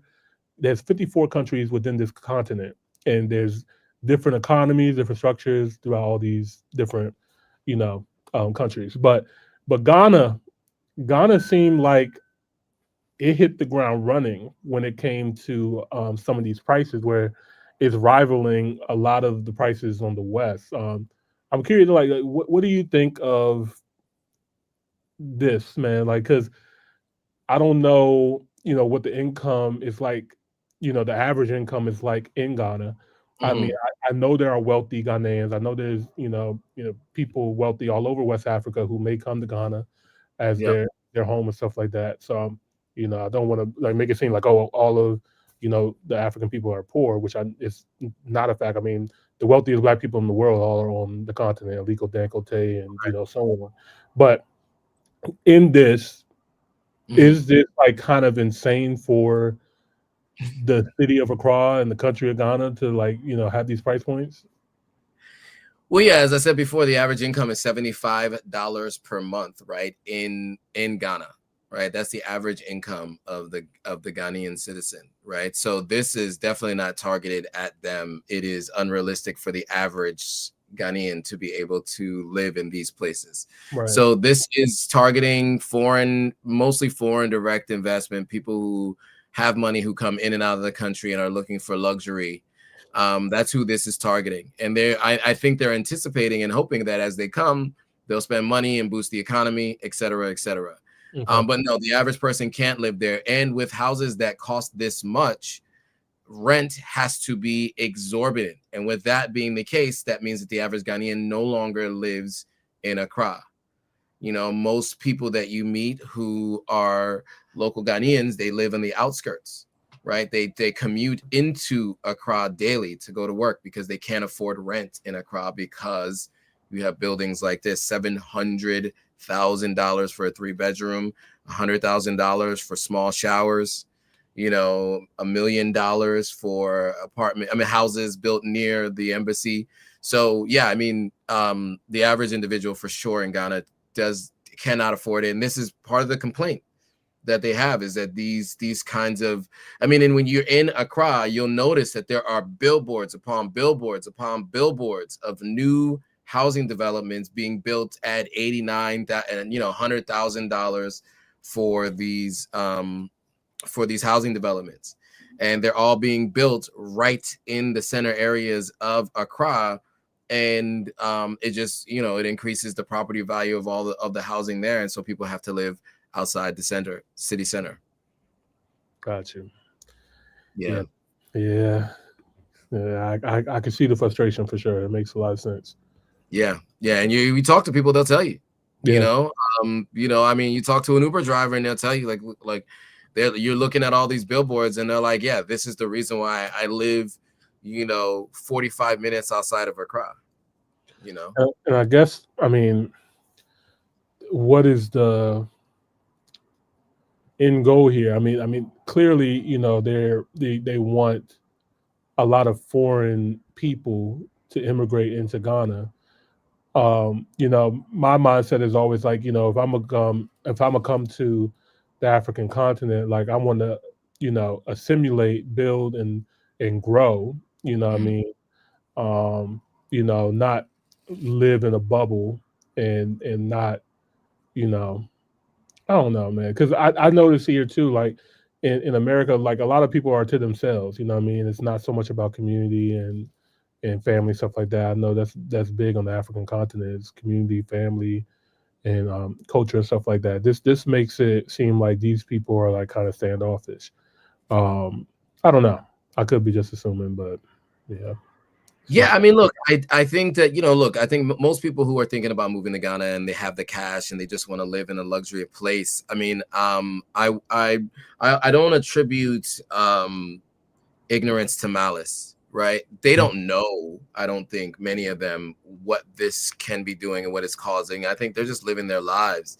I think, and those who are selling it are just people who know that they can make money off it. Right. Many of the developers you will meet in Ghana are not Ghanaian. Right. Which is why I like what the Earn Your Leisure guys are doing by partnering with Ghanaian developers. Absolutely. Right. Yep. That's what we like to see. Right. So that's where you at the very least are hiring Ghanaians. You're putting Ghanaians to work. They're getting the opportunity to show their skills. And you know, you get to be putting money back into the economy because these are Ghanaians. Right. So that's what we like to see. But there are many of those large developments that are not being built by Ghanaians. So one of the things that I would say to all of you guys is, those of you who have the finances to purchase, I will be looking for those who have been partnering with Ghanaians, where Ghanaians are principals in the business of the building that is happening, to ensure that we are keeping money circulating in our community. Because as you know, in the United States, for every dollar is made in our community, for every dollar that is made in our community, $1.25 is spent, number one, and the dollar only stays in our community in the United States for 6 hours. Yeah. So you know, that is insane. And so we just want to make sure that we don't leave we don't leave North America and start continuing to perpetuate that cycle. Right. So focus on vetted property builders that are for the cause, and they're easy to find. Just look to platforms like this where we point them out. Love that you mentioned that, man. That's absolutely right. Group economics. Like if we are going to come to you know, Ghana and stuff like that, give it to the Ghanaian people, give it to the locals and stuff like that. Like what Earn Your Leisure is doing, partnering with the Ghanaian people, and all the Ghanaian people that they hire to help. Like that's feeding, you know, hundreds of people's families and stuff like that. That's group economics. That's how you build, you know, more wealth. And yeah, you know, and also too, like, you know, maybe encourage some of these other developers to do the same. You know what I mean? If you're going to come in and build these $1 million properties on Ghanaian land, hire Ghanaian people at bare minimum. You know what I mean? You know, put some money in these people's pockets. You can't just come and take their land and, you know, well, yeah, we've seen that story before. All right. Once this place will be transformed into a residential neighborhood, while the investors and homeowners that invested when it was just a dream and an empty land will reap all of the benefits. That is why I love real estate. What is the projection for completion? August 28th. So this is going to be completed in August 2028.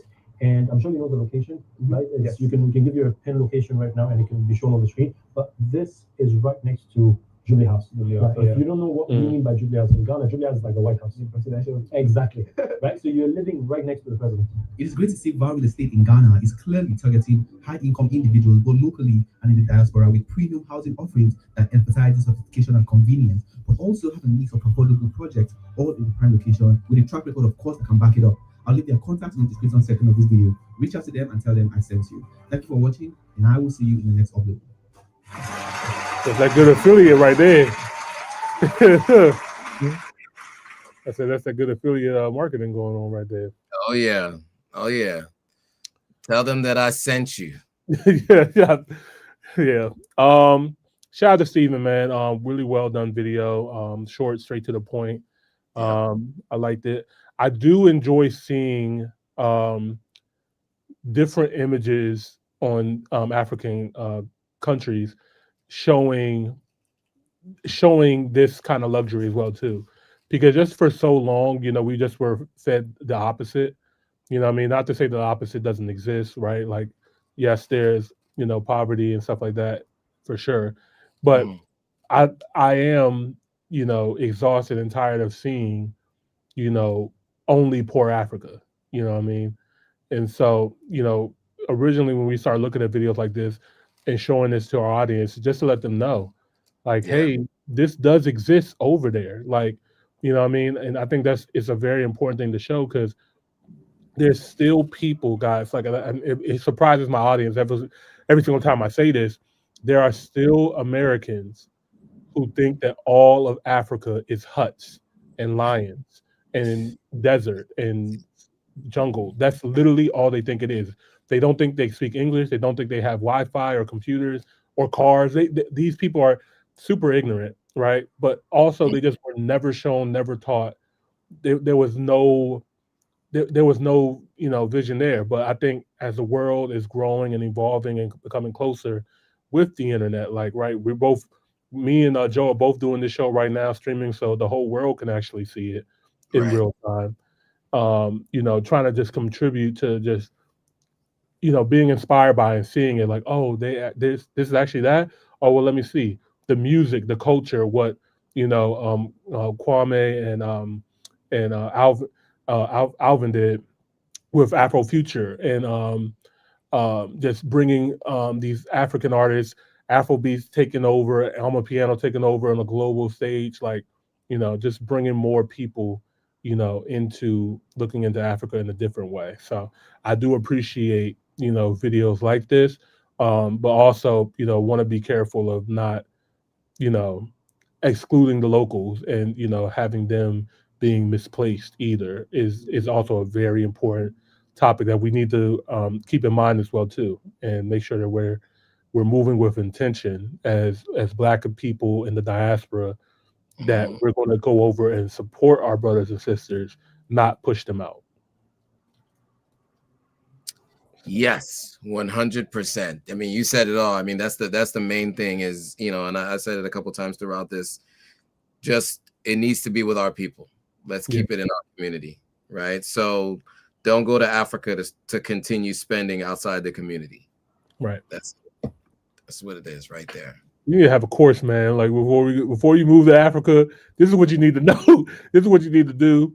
Don't bring that colonizing energy over here. It's like, no.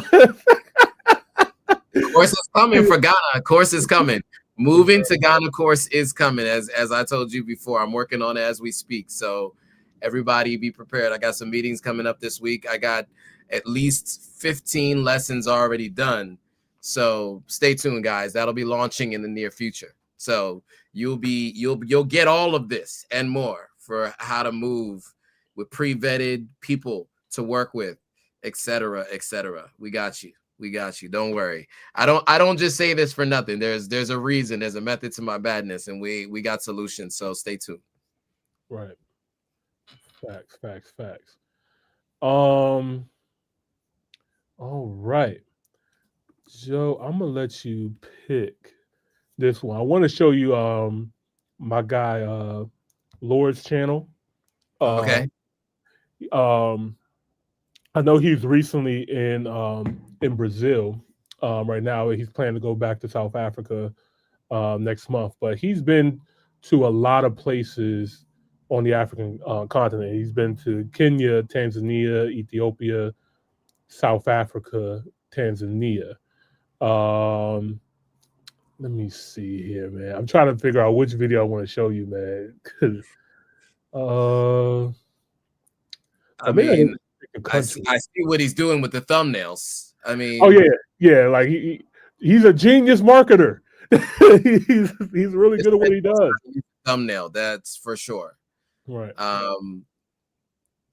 That Zanzibar one is actually reminds me of the one I had with my Maasai guy. That's an interesting one. South Africa, Durban. I mean, Cape Town. Okay. These all look good. I mean, what were you thinking? What country are you thinking about? I love them all. I love all these countries. I love them all. Okay.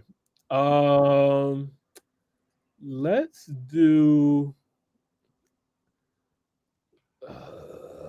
So tempted.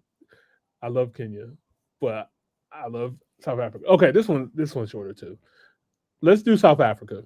Okay. All right. We're talking about moving, right? So this video is foreigners are moving to South Africa. So I think that would kind of fits the theme of, what we're talking about tonight. So we'll do this one. Shout out to my guy, Lord Williamson. That's my bro right there, man. Really, really dope YouTube channel. If you guys have not already, make sure you guys, Top Hill family, you definitely subscribe. He's almost at 100,000 subscribers. He films, edits, does all the stuff himself. He really dedicated himself to this travel YouTube life, and I think it's clear with his content and stuff like that he's going to do well. But anyway, enough rambling about this. Let's go ahead and get into it. This is Lord with foreigners are moving to South Africa. Here's why. And why I might need to be doing the same. All right, let's get into it. If you guys are new here, don't forget to like the video and subscribe to the channel. We greatly appreciate it. Let's get into it.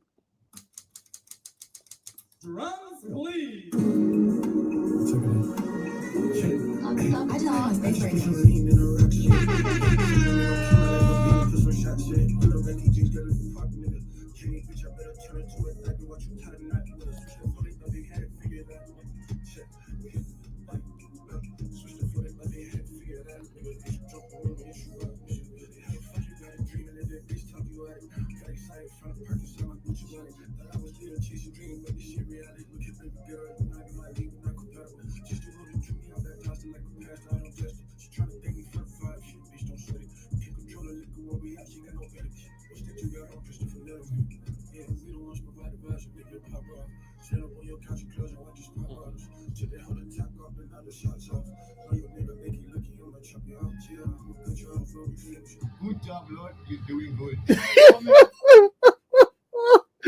Hey, Good job, Lord. You're doing good. Oh man. I would say, like, I ain't gonna lie, like every single video that he does, he starts off with like a music montage intro of like what's going on. I think that's a really great way to get people's attention. I mean, yeah. This is gonna be a million subscriber YouTube channel. You can see it coming. The way he edits his videos is very, very good at this. This is for sure great editing. I mean, even this right here, right? Starting with this cinematic view of turning off the alarm, right? Having a camera mounted or somebody just holding it.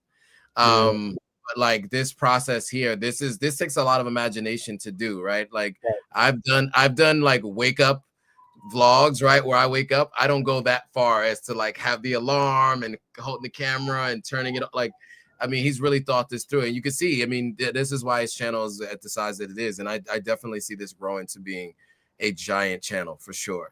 Yeah, absolutely. Like a lot of people think that, oh, you just pick up a camera and just go. Like, no, like especially like the good travel vloggers, right? Like, the attention to detail, the thought process. Yeah, it takes a lot, y'all. It takes a lot. So yeah, I always appreciate it when I find really good channels and try to shed light on them on our channel and stuff like that. I think it's important. So, but yeah, man, let's go ahead and get into it. Get a bag. I like that. You changed my alarm. Get a bag. All right.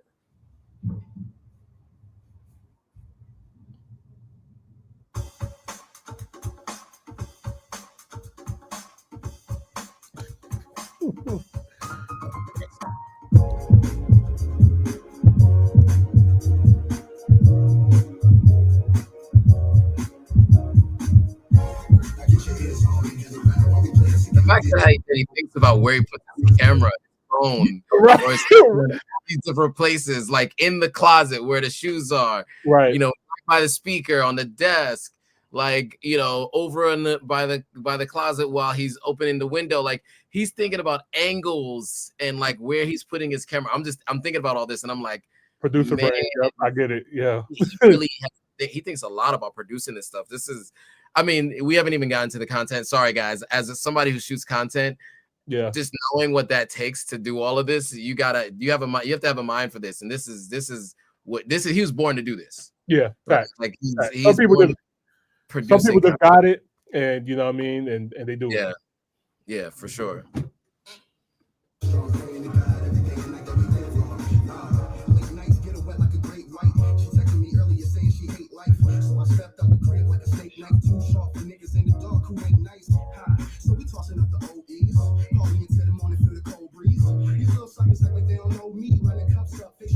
I mean, it feels like he's in DC. You know what I mean? That's what I'm saying, bro. Like, people what you're don't seeing know, right there. People don't know this is Africa, y'all. Like, this is Africa. This is a country in Africa.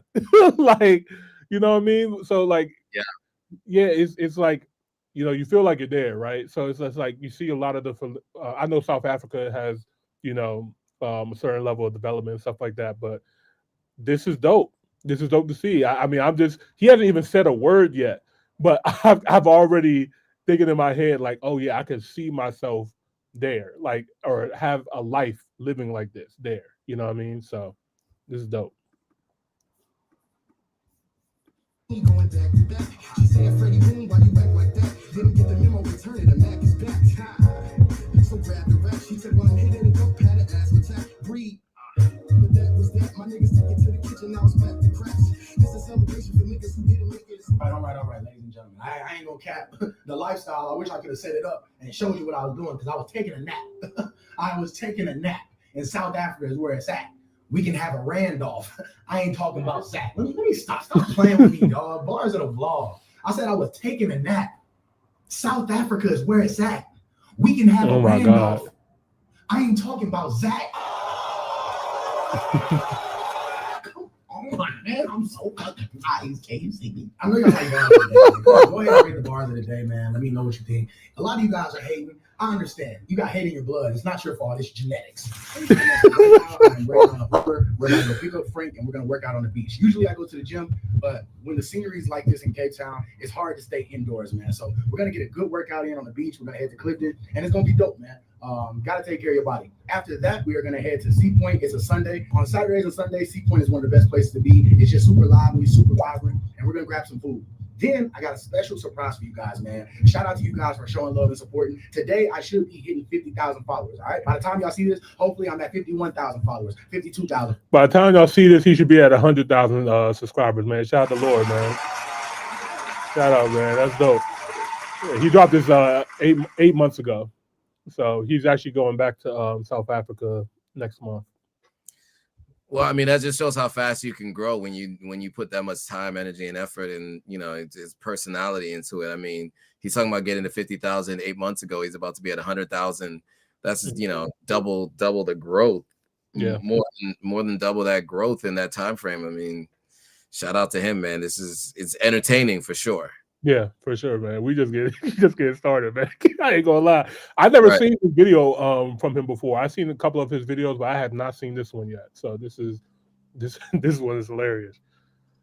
followers. Shit, 1 million. My main goal is to blow up and then act like I don't know nobody. I'm gonna meet my boy Zach. We're gonna head to this day party and we're gonna see what's going on. It's called Slow Cook Sundays, I believe. But it should be dope, man. And then after that, we're just gonna celebrate. It's always good to celebrate your wins. Don't celebrate too long and get back to work, but you gotta celebrate your wins and pat yourself on the back every once in a while, man. But yeah, let's get this workout in, and after that, we're gonna turn up, baby. Let's go. Howdy, partner. Top of the morning. Look at that. Top of the morning.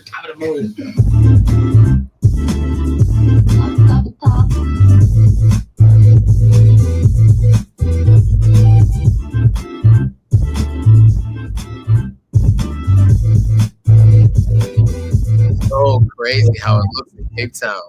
Can we just like a moment of silence, man, just for this, how beautiful that is nuts. That is nuts. These people can wake up and just look at God's great glory every day. Like I always say, like, just from video, I have not been to Cape Town yet, but just from all the videos I've seen, I'm just like, you know, when you see something and you just know when you're there, it's going to be 100 times more. It already looks 100 times better on camera. I can't imagine what it looks like in person, man. This is insane.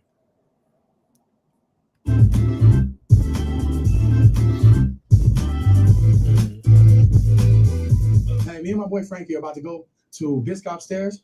I'm about to get this workout in, man. I like working out here more than the gym because, as you can see, it's pure luxury living. It's just straight motivation to come out here and get some money. You know what I'm saying? Keep chasing your dreams. Because I don't know about you, Frankie, but I'm going to live in one of these one day. Frank going to be right there. I'm going to be over here. He's still going to see me clapping cheeks, boy. I'm like, Frank, look out your balcony. You freaky frog. You're a freaky frog. You fucking freaky frog. A lot of people come over here and they say, man, I wish I could have a house like that. When I come up here, I say, how I'm going to get a house like that? Because it's going to happen. Keep going hard. Keep doing your thing. You one business deal away from 1 million. All my YouTubers out there, you one video away from 1,000 followers. You one video away from 1 million followers, man. Whenever I tell people book a consultation, it ain't to tell you where the hole is at. It's to tell you how to live. That glacier water, cuz. So if I don't motivate you and my videos don't motivate you, stop. Let these houses motivate you. Let that Porsche motivate you. You see what I'm saying? So we're about to hit the stairs, have a good little workout. After the stairs, though, we're going to go to Clifton 2, and we're just going to do a little bit of workouts in the sand as well. And then we're going to jump in that freezing water, man, just for a little refreshment. And I know you guys always see me going out, having a good time, drinking and stuff like that. But it's all about balance. Y'all guys got to remember, I edit these videos. So I may go, for example, last week I went the whole week without drinking. And I know you're thinking, wow, 7 days. Can a nigga live? Can a nigga live? Please. Ladies and gentlemen, this is the workout today. I'm trying to get 5 of these in, man. Where does he get these? I wouldn't. Oh my God, dog. Look. I mean, the Nick Fuentes clip, by the way, for those who aren't paying attention, Nick Fuentes has been now featured in both of the videos that we reacted to. Completely different reasons. Oh my God, dog. That is insane. That's crazy you pointed that out too. Yeah, that's insane. Yeah.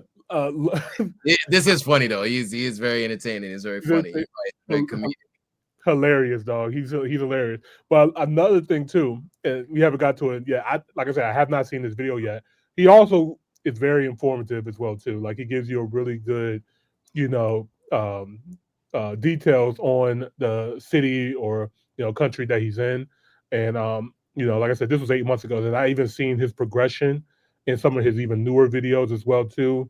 Being responsible out there as well too, giving back as well too whenever he goes to a different country, supporting locals and stuff like that. So he's definitely somebody that I think that does it right all the way around. So. I got the time today. I'm looking for all of the things, all of the smoke, all of my goals inside of the scope. I'm taking the hill, then coming for more. Woke up, didn't even stretch out, placing my bets on myself. I be doing the most. Why you always talk like you wanted to go? I ain't gotta speak because I already know. This ain't new to me, the news to me. I came out the room to me.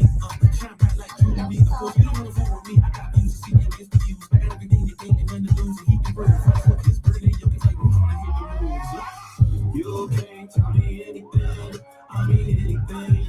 That's for sure. I know my identity from the go. I told you I already know. You can't tell me anything. I mean anything. That's for sure. I already know. I'm a real one. I was just out there with my cousins. whole bunch of sharks. We had a shark meet. You feel me? We had a shark meet. We don't want it one, baby. You probably not gonna do it next year. So get up off your ass, go have a meeting with the sharks, and do what you gotta do, baby. Let's get it. Right now we are in Sea Point. As you can see, Saturdays and Sundays in Sea Point, always cracking, always something to do. People are outside enjoying life. We're about to go crazy. Today we got something planned for you guys, man. I'm gonna take you guys to another festival type deal. It's really like a day party, but I'm gonna show you guys. Right now we're about to eat at this restaurant. Let's see what food they got, man. You kind of want to be in Sea Point if you want to, if you want to have hella options. If you want to have hella options to do stuff, if you want to have hella options to eat, and just have a good time. Saturdays and Sundays, definitely check out Sea Point. You can really put Mojo's Market in on the actual Uber, and then you can just walk up and down the street. Now, these restaurants are a little bit on the pricier side. But as you can see, anytime you're around a place like this, it's gonna be a little bit more pricey. Man, so the thing about Cape Town is, they have just so many cool restaurants, man. What's going on, man? Oh, good, man.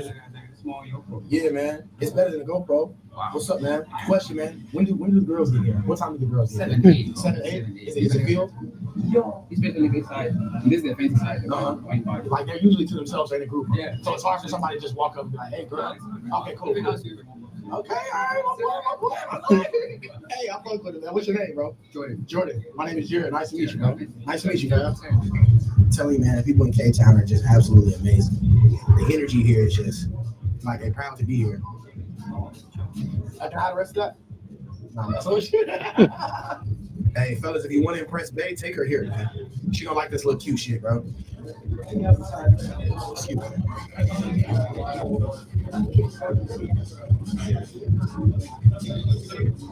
Excuse me. What time does this place get like packed?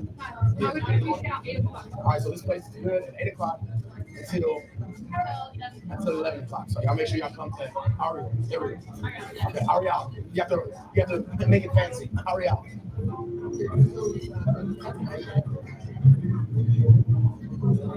Thank you. Thank you too. All right, quick little meal. Gotta love Sunday fun day, man. Definitely y'all gotta come out here to the promenade. Still in Sea Point. I work out here from time to time. People just really cool and lounging, man. A lot of people ask me why I like it out here so much. And I hope you guys can hear me because of the wind. But a lot of people ask me why I like it so much, and it's just a lifestyle. This is a place where I can settle down the easiest, make the easiest transition. A lot of people do talk about the safety. It can get wicked out here. Don't get twisted. I'm good. How you doing? Hello. How's it going? I think I know you. You know me? From where? From football? No, I don't play football. All right. From what? Yes, I'm from the States. Okay, we're back in CBD, man. Got some food. Now that's funny. Dispensary. I thought he was a soccer player. Mm-hmm. They go look back and be like, oh, he was a YouTuber. I got a special place for taking guys. All weekend I've been living in the city, chasing ass and titties. I come in anybody.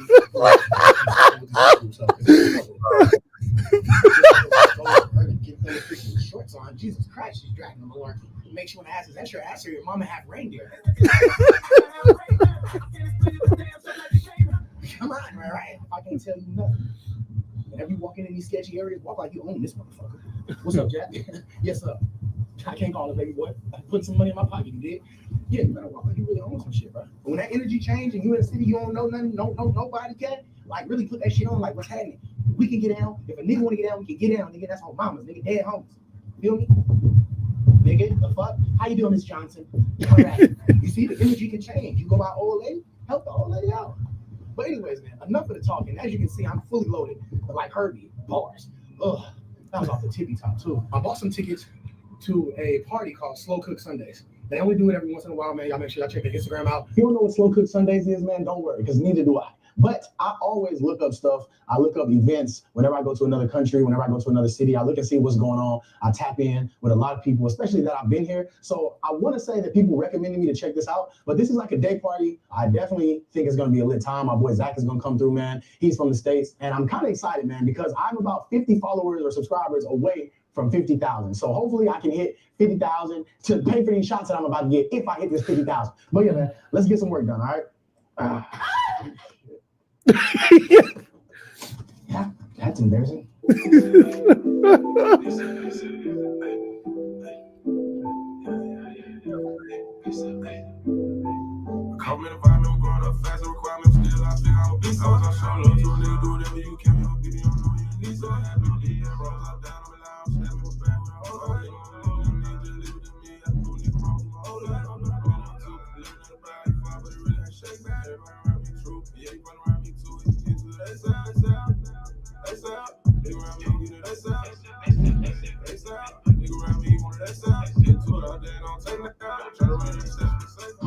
Back at it.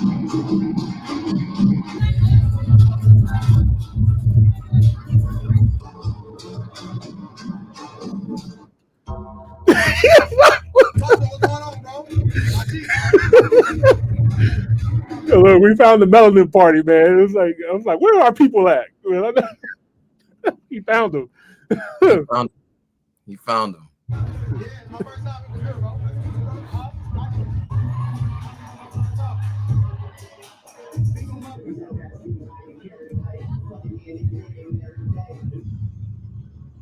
Black women are beautiful, but let me refocus.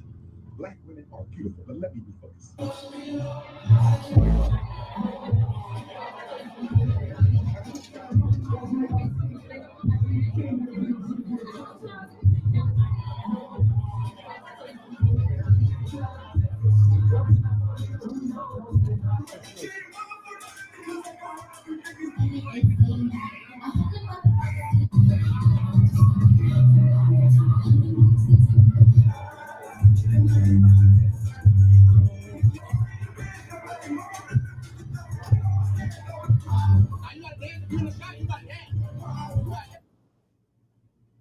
She want me. She want me.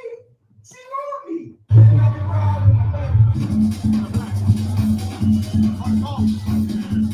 Hey, for everybody out there, if you're lonely, it's okay. I'm lonely too. Days away. What are you doing on the day? Is that a thing? Is Valentine's Day a thing? Taking out my girl. I was my woman, that's with my woman. She knows who she is, isn't it? So will you be finding someone here? Good looking man around here. You never know. What's your plan? Valentine's. I'm single, but I'm chilling. Valentine's with my girl.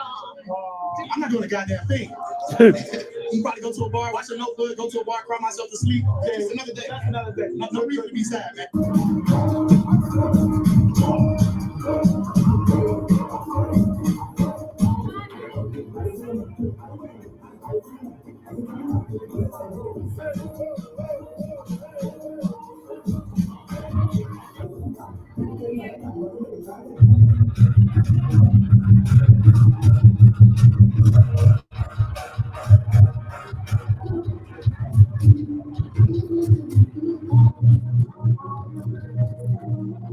All right, so this is my guy, man. Listen to this nigga.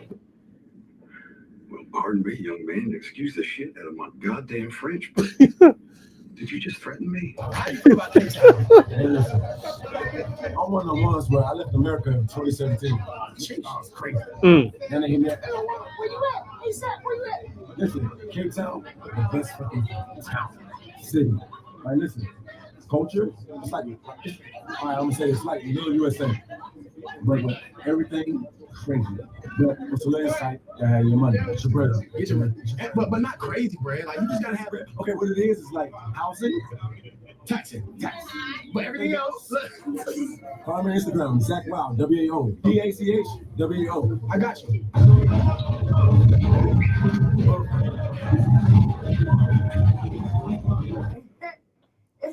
Hungry as shit. You hungry as shit. They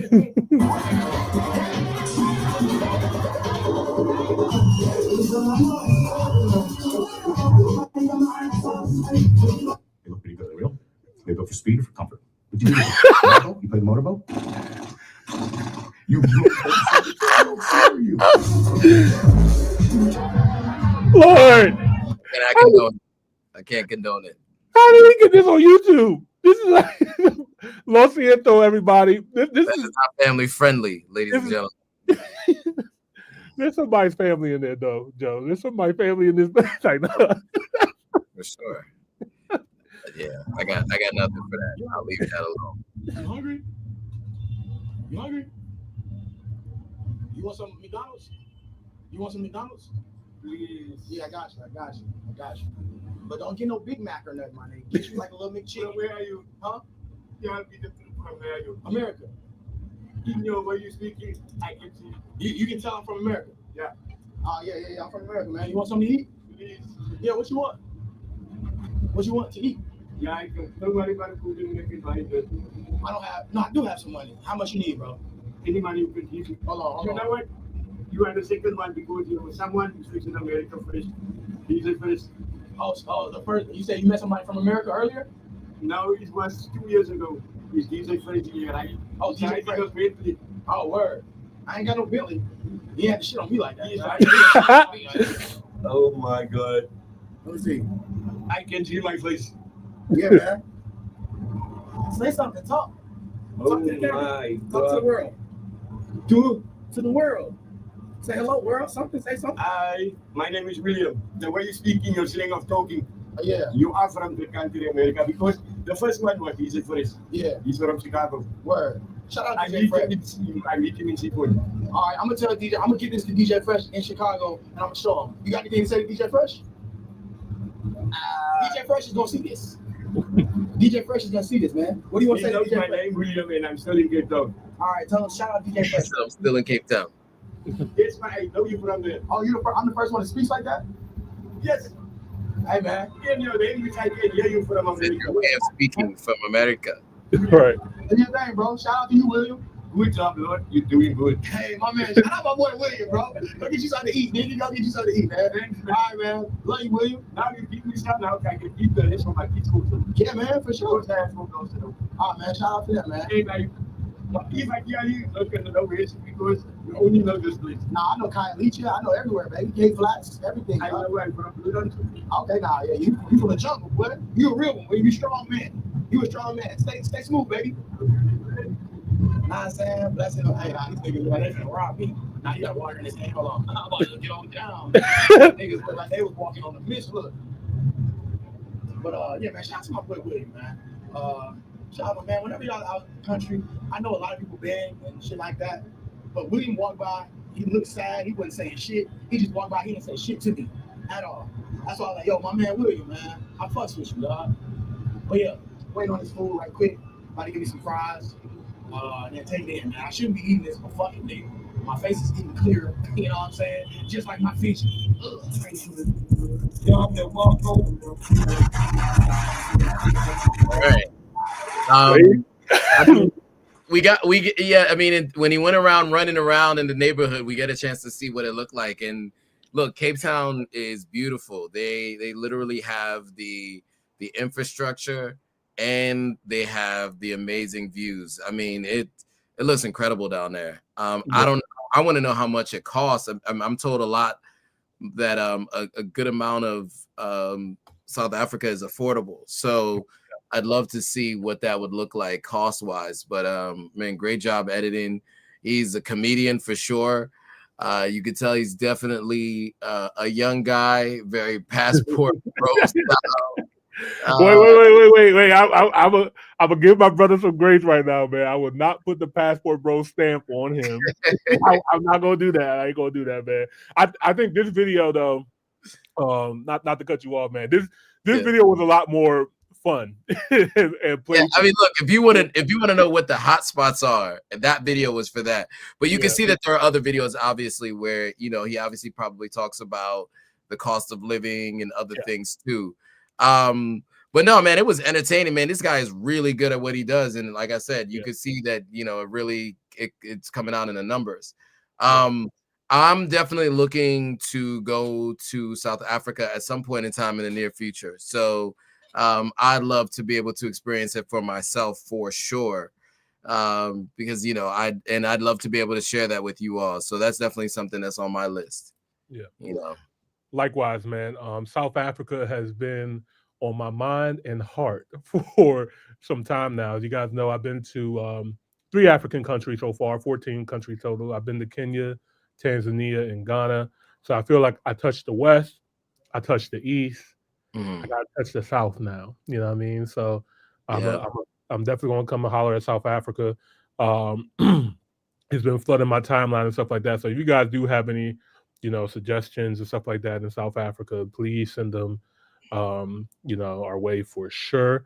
But But yeah, man, dope video, really entertaining. Like I said, this one.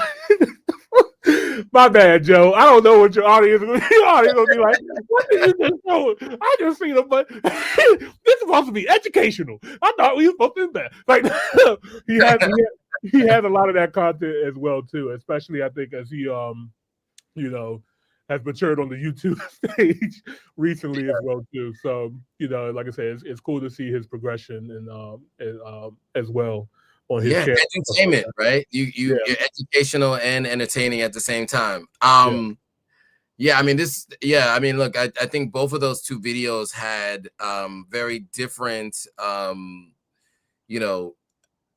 very different ways that they approach the topic of living on the continent. One was about leaving the North American continent and moving to the continent of Africa, and the other one was about what it's like living your best young life. And so I think it's important to kind of see all aspects, and there's something for everybody, right?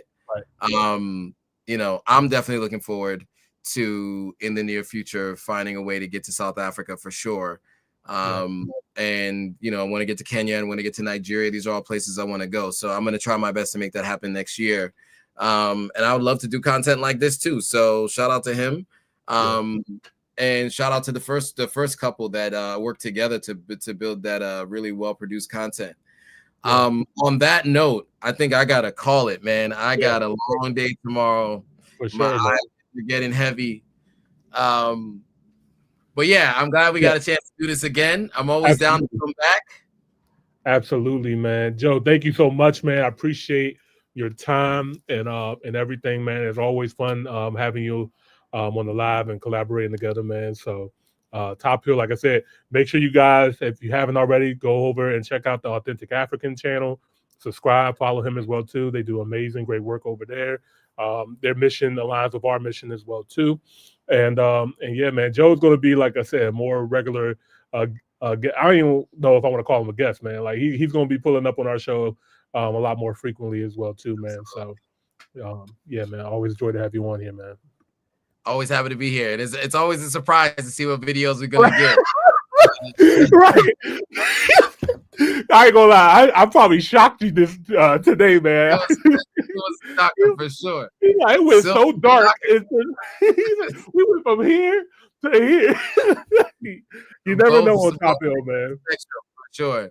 No, but I mean, like I said, I appreciate all ways of storytelling, and at the end of the day, I think more than anything, it just shows that all different kinds of people are looking for a new life on the continent, right? And I think that's really what it shows. And everybody can see themselves in something. Not everybody sees themselves in me. Maybe some people will see themselves in the two different people who produced the videos that we watched today. On that note, I am going to call it a night. Yes, I got a 5 a.m. call I got to do tomorrow morning. Yeah, go to bed. Time.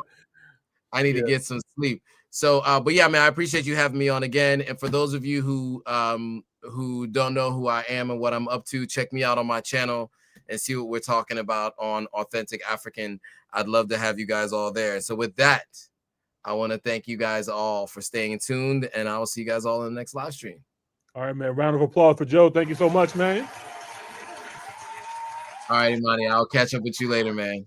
All right, bro. Have a good one, man. All right. Thanks, man. Peace. Later. Bye. Yeah, guys. Yeah. Shout out to Joe, man. Top Hill, we still rocking, man. I'm gonna do one more video for you guys. Yeah, I'm gonna do one more.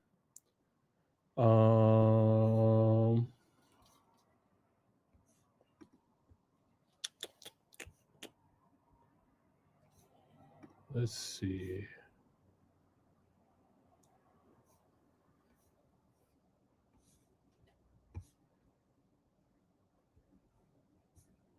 All right. Ooh, how much has been on? Okay, we're gonna stick with this, man. We're gonna stay in South Africa, man. Like I said, we've been talking about moving to out of the west, out of the matrix into the continent. So I'm gonna stick with this thing, man. So this is from a new YouTuber. We have not reacted to his video before on the channel, but I love checking out new channels as well too all the time and see what's going on. And this title definitely um, caught my attention. It says, "How much did I spend living in South Africa for 2 months?" I would love to know how much he spent, because as somebody who's aspiring to leave and travel the world and stuff like that, I would be very, very interested to see. And so this is from the Gara and Jembi. So yeah, let's go ahead and get into it. If you guys are new here, don't forget to like the video and subscribe to the channel. Greatly appreciate it. Let's get into it. It will help if I play the audio, right?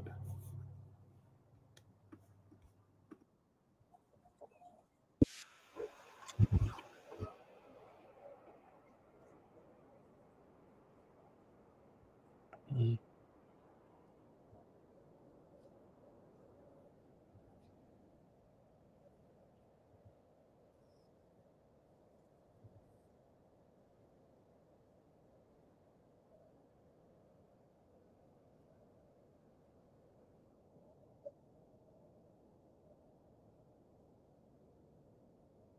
It's a nice peaceful intro. I ain't gonna lie, it's just soothing. Like that's a good music selection, man.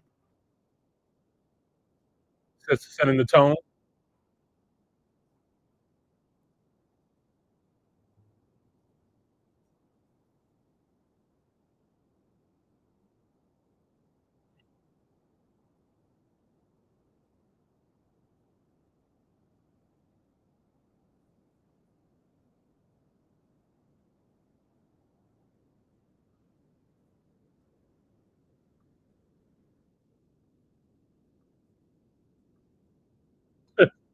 On God.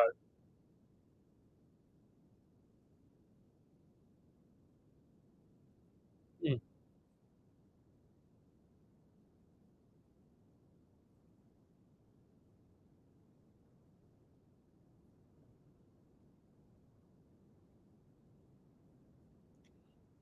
That's not bad. That is not bad. I expected because typically when you fly, even in the continent of Africa from different countries, they're normally taxing you. I'm assuming he probably had like a direct flight from Kigali to Joburg, but that's not bad at all.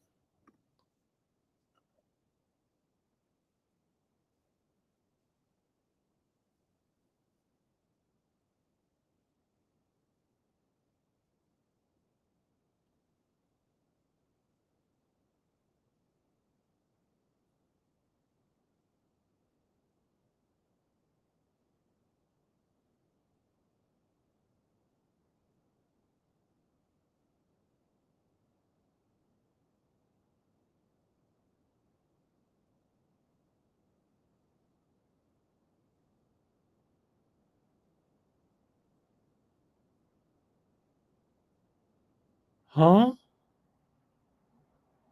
Did he just say $550 for an agent?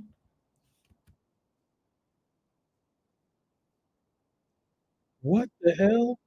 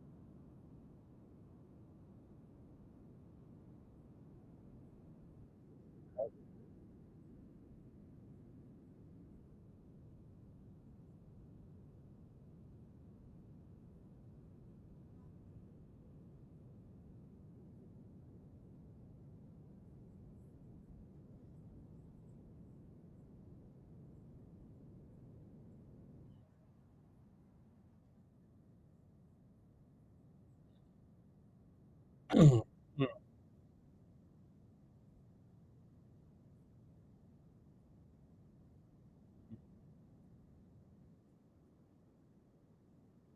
up, man. This I ain't gonna lie.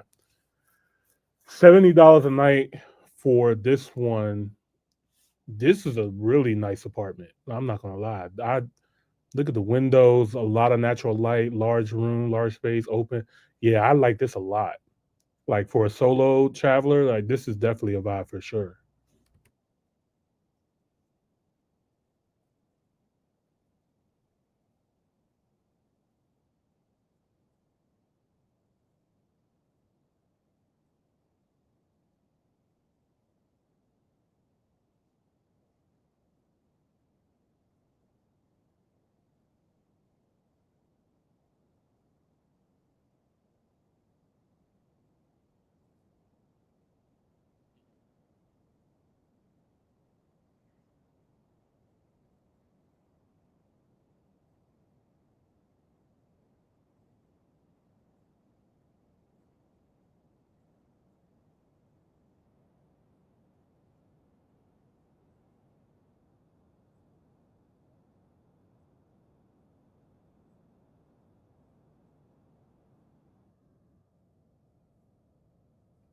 Stop. What?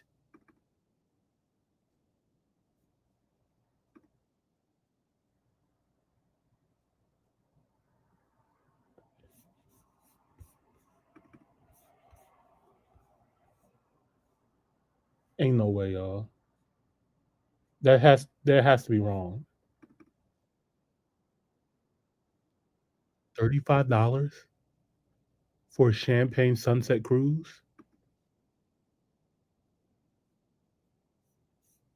This can't be this can't be right. This can't be right, y'all, right? Like this has to be a typo. Maybe he forgot the one before the 35.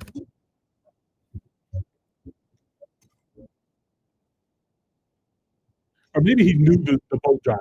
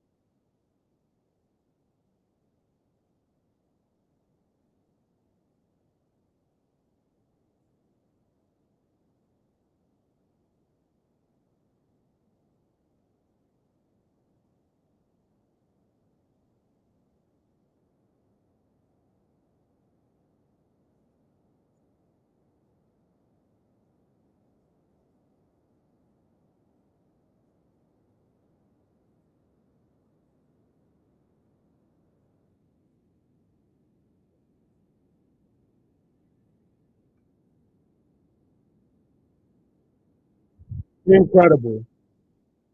I'm definitely going to subscribe and like the video as well. Really dope video, man. No fluff, got straight to the point. I really appreciate this content, man. I think he did an excellent job. He did a really good job of showing Cape Town and his experience and stuff like that. Um, wow, man. I think I gotta come to South Africa. I think it's time, y'all. I think it's about that time. I gotta get to South Africa, man. Some just telling me that it's got to be done. I gotta do it. Oh wow, he has another video. It's a short one. I sold everything to travel the world. Okay, now I want to know more about. Now I want to know more about him. Let's check this out real quick.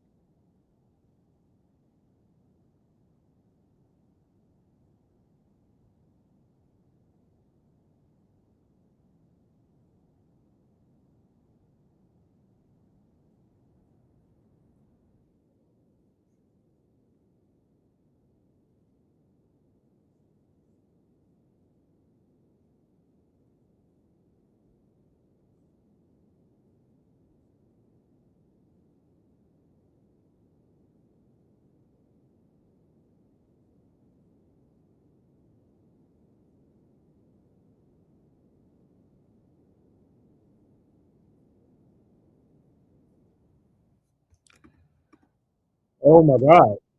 Um, well, um, this guy got some balls. I ain't gonna lie. Sold everything. Going off of his own personal money and things that he sold to travel the world. But hey, man, he's living his life. He's living the dream of what he wants. I respect it. I respect it. I respect it, man. It's dope. It looks like he's been to a couple of countries already: Kenya, Ghana. Um, he's from Nigeria, and I remember he said he came from Rwanda in the other video, and of course South Africa. So yeah, man. Best of luck to him and his journey. I subscribe, so I'm supporting you in some way, man. I hope you do get to 1 million subscribers by next Thursday, man. Shout out to you, man. Just stay consistent, keep doing what you're doing, and yeah, man, this is dope, man. Shout out to him. All right, guys. This was a fun episode, man. But we're getting to our time, man. So we got to go ahead and sign off. But I appreciate everybody that tuned in. I want to say a special shout out to Joe once again for pulling up on us today. Shout out to Joe, Authentic African. Shout out to Carmen. And yeah, guys, we'll see you guys next week. We got a very special episode for you guys next week, man. You want to be locked in on that one. So yeah, thank you everybody for tuning in to another one. My name is Imani Raw. I'll catch you guys in the next one. Peace.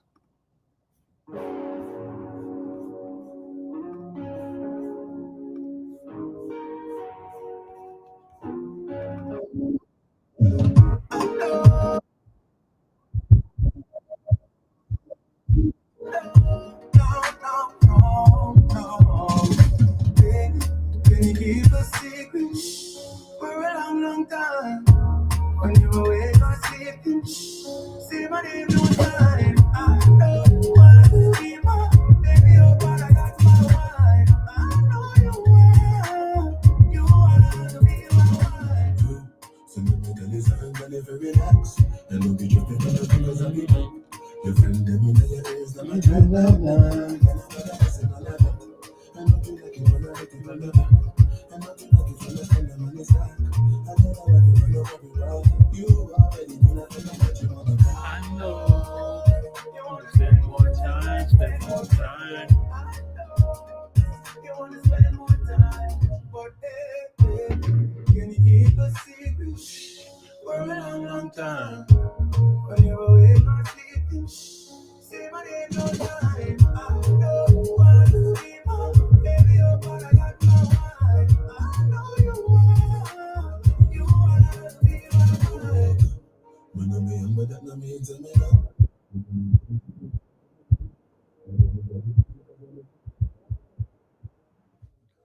We out. Peace.